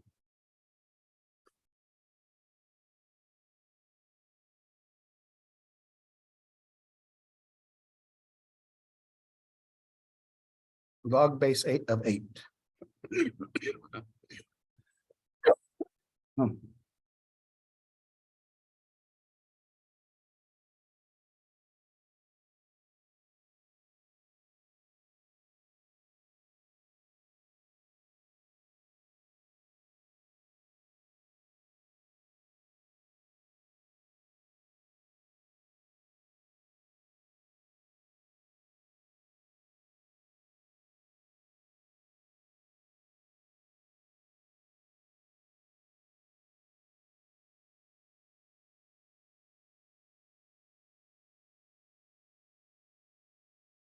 One.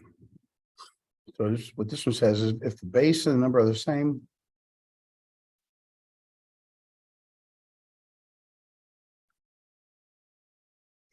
which the last two gives us 2 more rules. Log base A of 1 is 0. And log base A of A is equal to 1.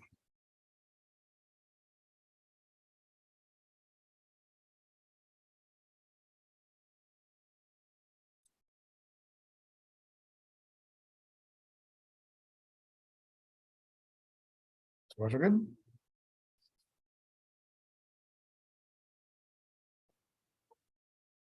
All right.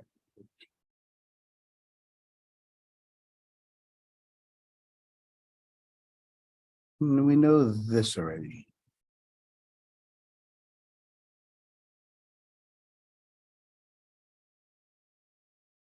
This is our conversion rule right here. I give you a logarithmic equation, then you can convert it to an exponent. By taking the base, pushing that up, log drops. Also, if I give you an exponential equation, you can put it in a logarithmic and go from there. You have to be able to go from both directions.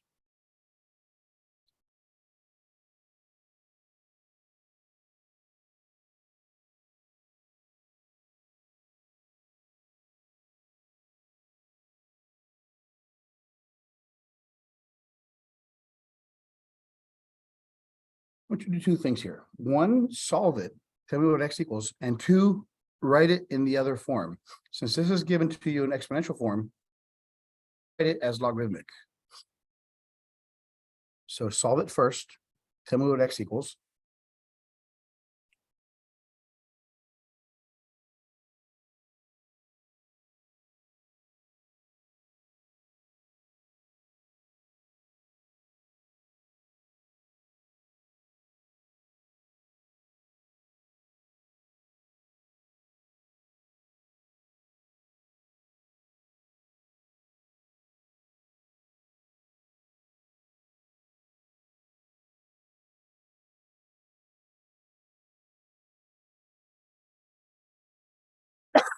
Hmm.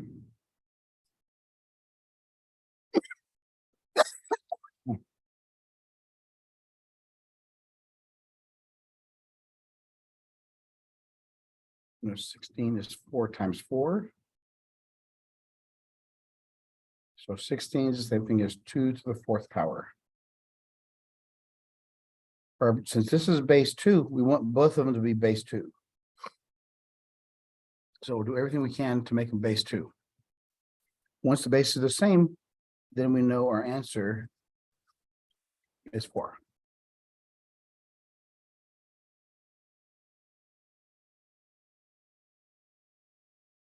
So that's just said, solve it first. And then the next one, rewrite it as a logarithmic equation. Since that's exponential, write it as logarithmic. So we know it's a log. What's the base? Yeah, the base is there. Base is 2.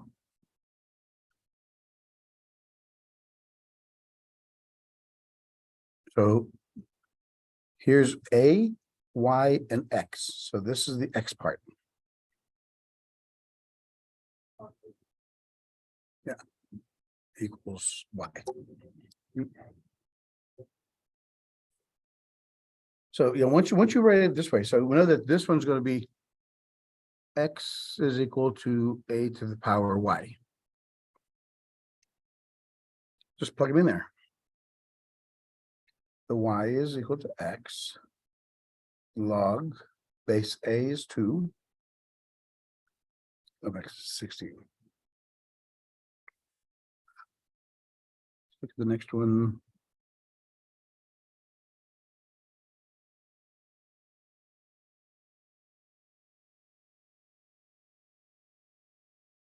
How about that one?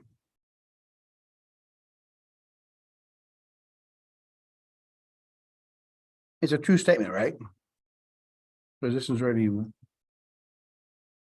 10 times 10 is 100, is 1,000. That means the same thing. So let's convert this into a logarithmic equation.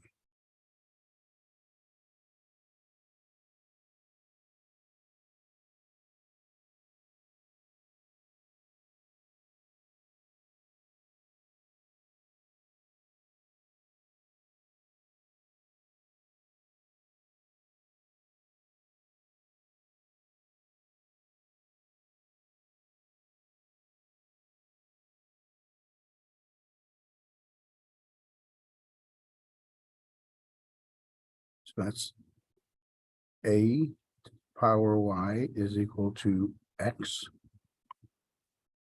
I need to put it into log base a of x equals y. So log a is base is 10. The x is 0.001. And the y is equal to -30. So there you have it.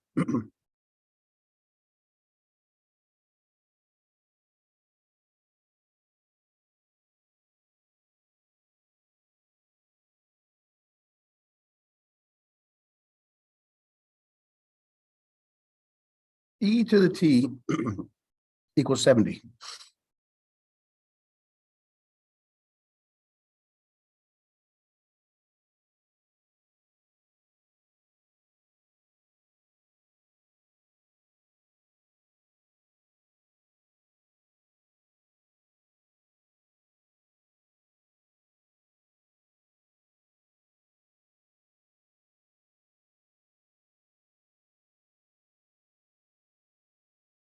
This is a to the y is equal to x.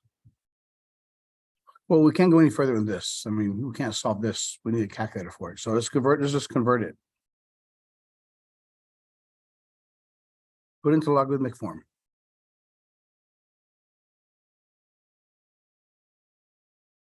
What's the base? E. The x is a 70. So log base e of 70 is equal to t.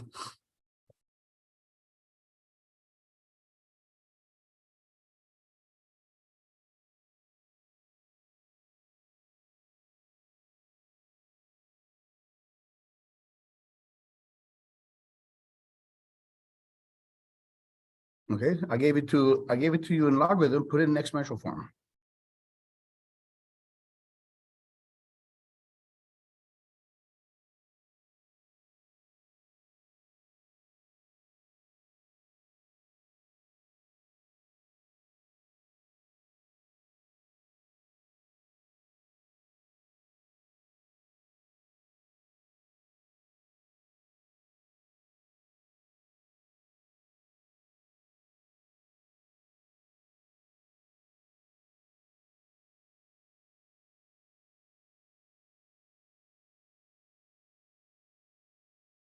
So I'm going from logarithmic to exponentials.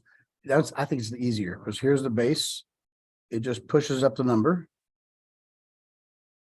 When the base is gone, the log drops off. And we get the answer. The base comes here and pushes that one up. The log drops off. So I have q is equal to a to the power 8.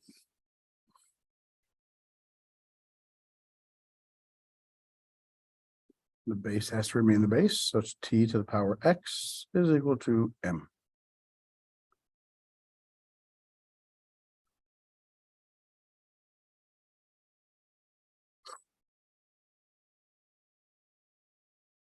So far, so good. All right. We have a couple of examples here. That one there, this one here. The different bases give us different ways of writing the logarithms. We have three types.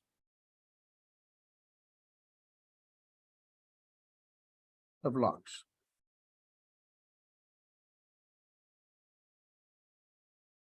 Depending on their bases.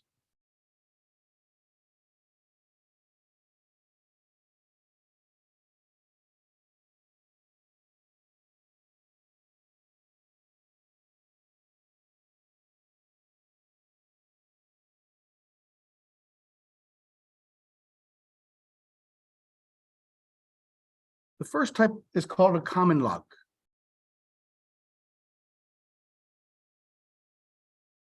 It's a common log because our numeric system is base 10. 0 through 9 is 10 numbers.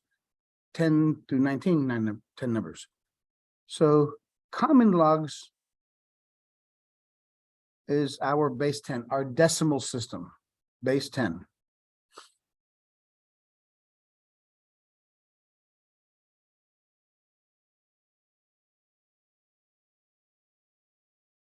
So whenever you have a log base 10, it's redundant. We don't have to put a base 10. So if you ever see a log number with no base, we know it's base 10. That's called a common log. If it has no base number on it.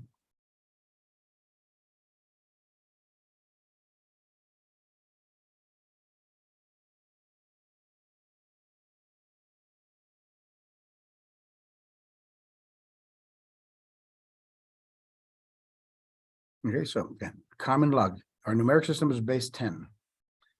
Log base 10 of x is y. You don't have to write the base 10. If there's nothing there, it's already implied it's base 10. The next one is called a natural log.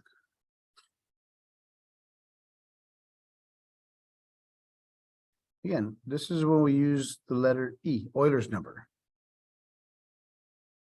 Whenever we do logarithms in base E, which again, it's engineering, sciences, and in business. So whenever you have a log base E of x, instead of writing log base E, we simply write ln for natural log. So if you ever see an ln, you know that's automatically log base E.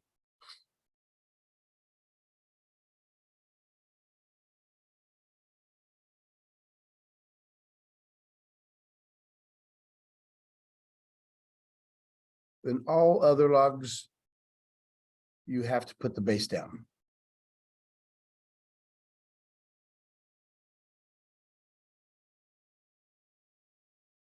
Everything else, other than base 10 and base E, you have to write it down there.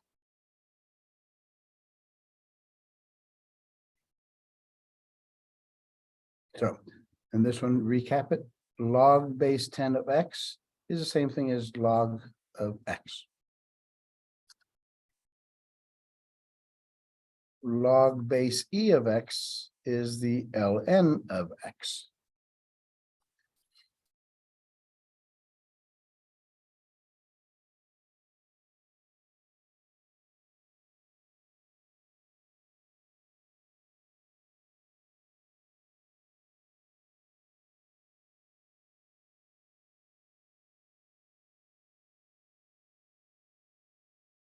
So what would these two equal?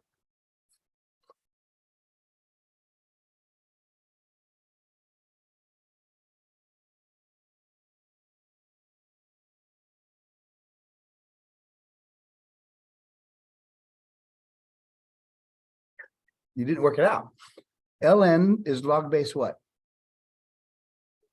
E equals some numbers. We don't know what it is yet.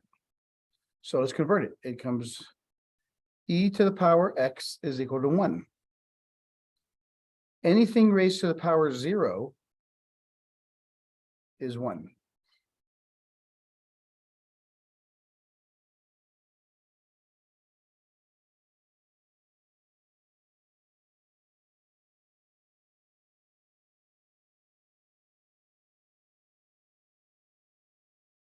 Let's test the second one. ln base ln e is log base e of e is equal to some number. So the base pushes it up. So e to the power x is equal to e. E has an exponent of 1. Since the bases are the same, x is equal to 1.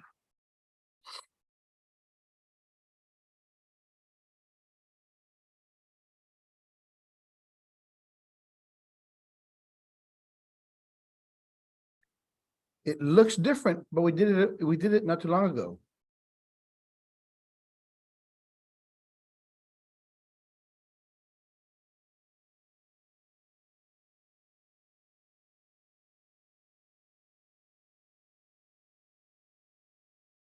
If there's log base anything, if there's a 1 there, it's automatically 0. Doesn't matter what the base is. And if the base and the number are the same, they cancel out, giving me 1.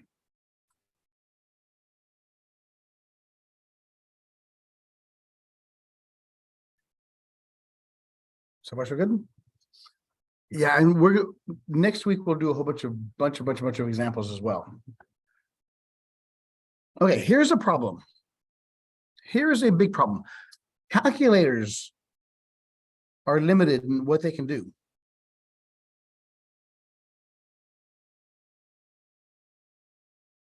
Most calculators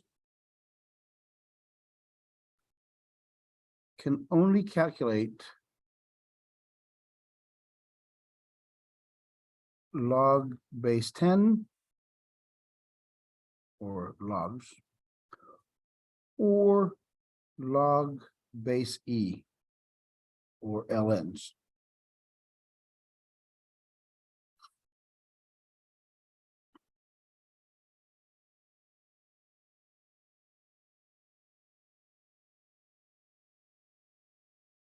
Base 10 or base e. That's all calculators can do.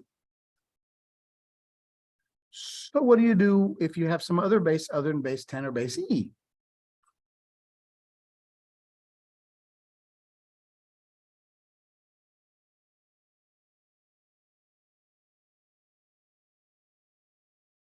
So we have to rewrite our log equations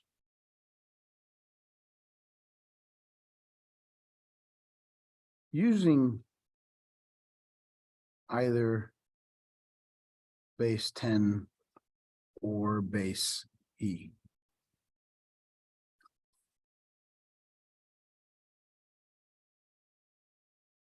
Using the change of bases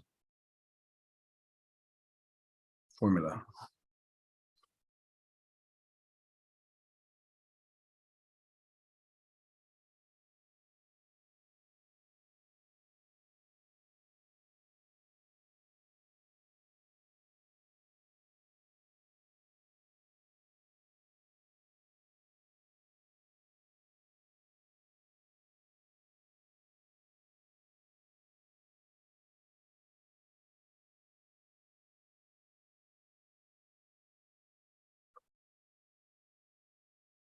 So we use what's called the change of basis formula.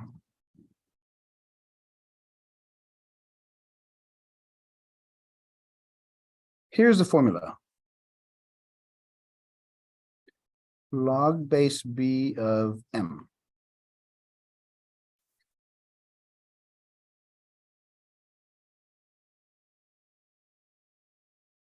Where b is not equal to 10 or e.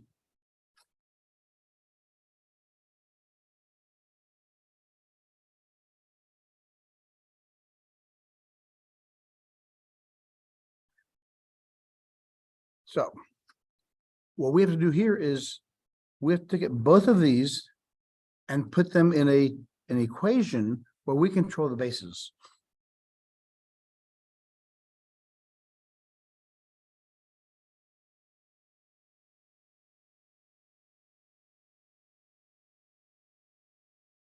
There's a change of base formula.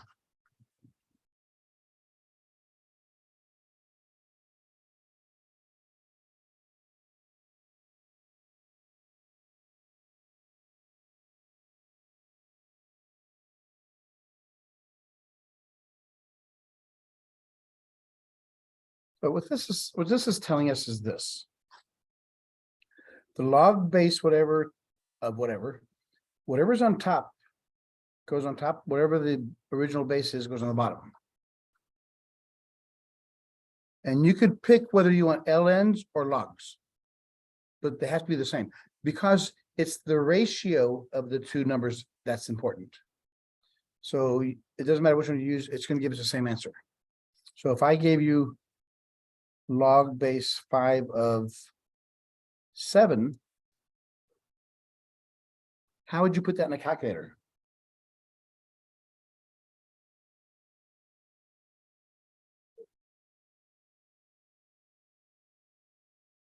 And hit enter and it'll give you the answer. Or you could do ln of 7 over ln of 5.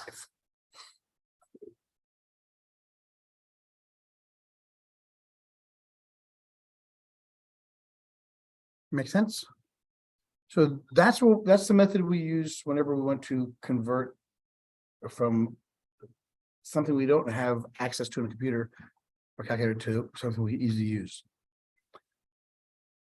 Okay, that does it for section 3. We could go on further. We have 2 more sections in chapter 5 and 2 more sections in chapter 6. We could save up next week and do those, or we could do it now. Well, actually, I've crammed a whole bunch of new theories on your head. Go ahead and work on those first, because I have to make sure you understand these. Because next week, we have 2 more sections. We're going to look at the properties of using these equations to solve problems, and then applications. Chapter 6, I'm not worried that much so about because it has to do with what's called systems of equations, solving using elimination, substitution, or graphing, which I've already done that lecture once before, but very quick. So I'm not worried about that too much. If we need more time, we need more time. We can always meet the Saturday after, before final exams, just to cover chapter 6 stuff. So that's pretty much it for today then.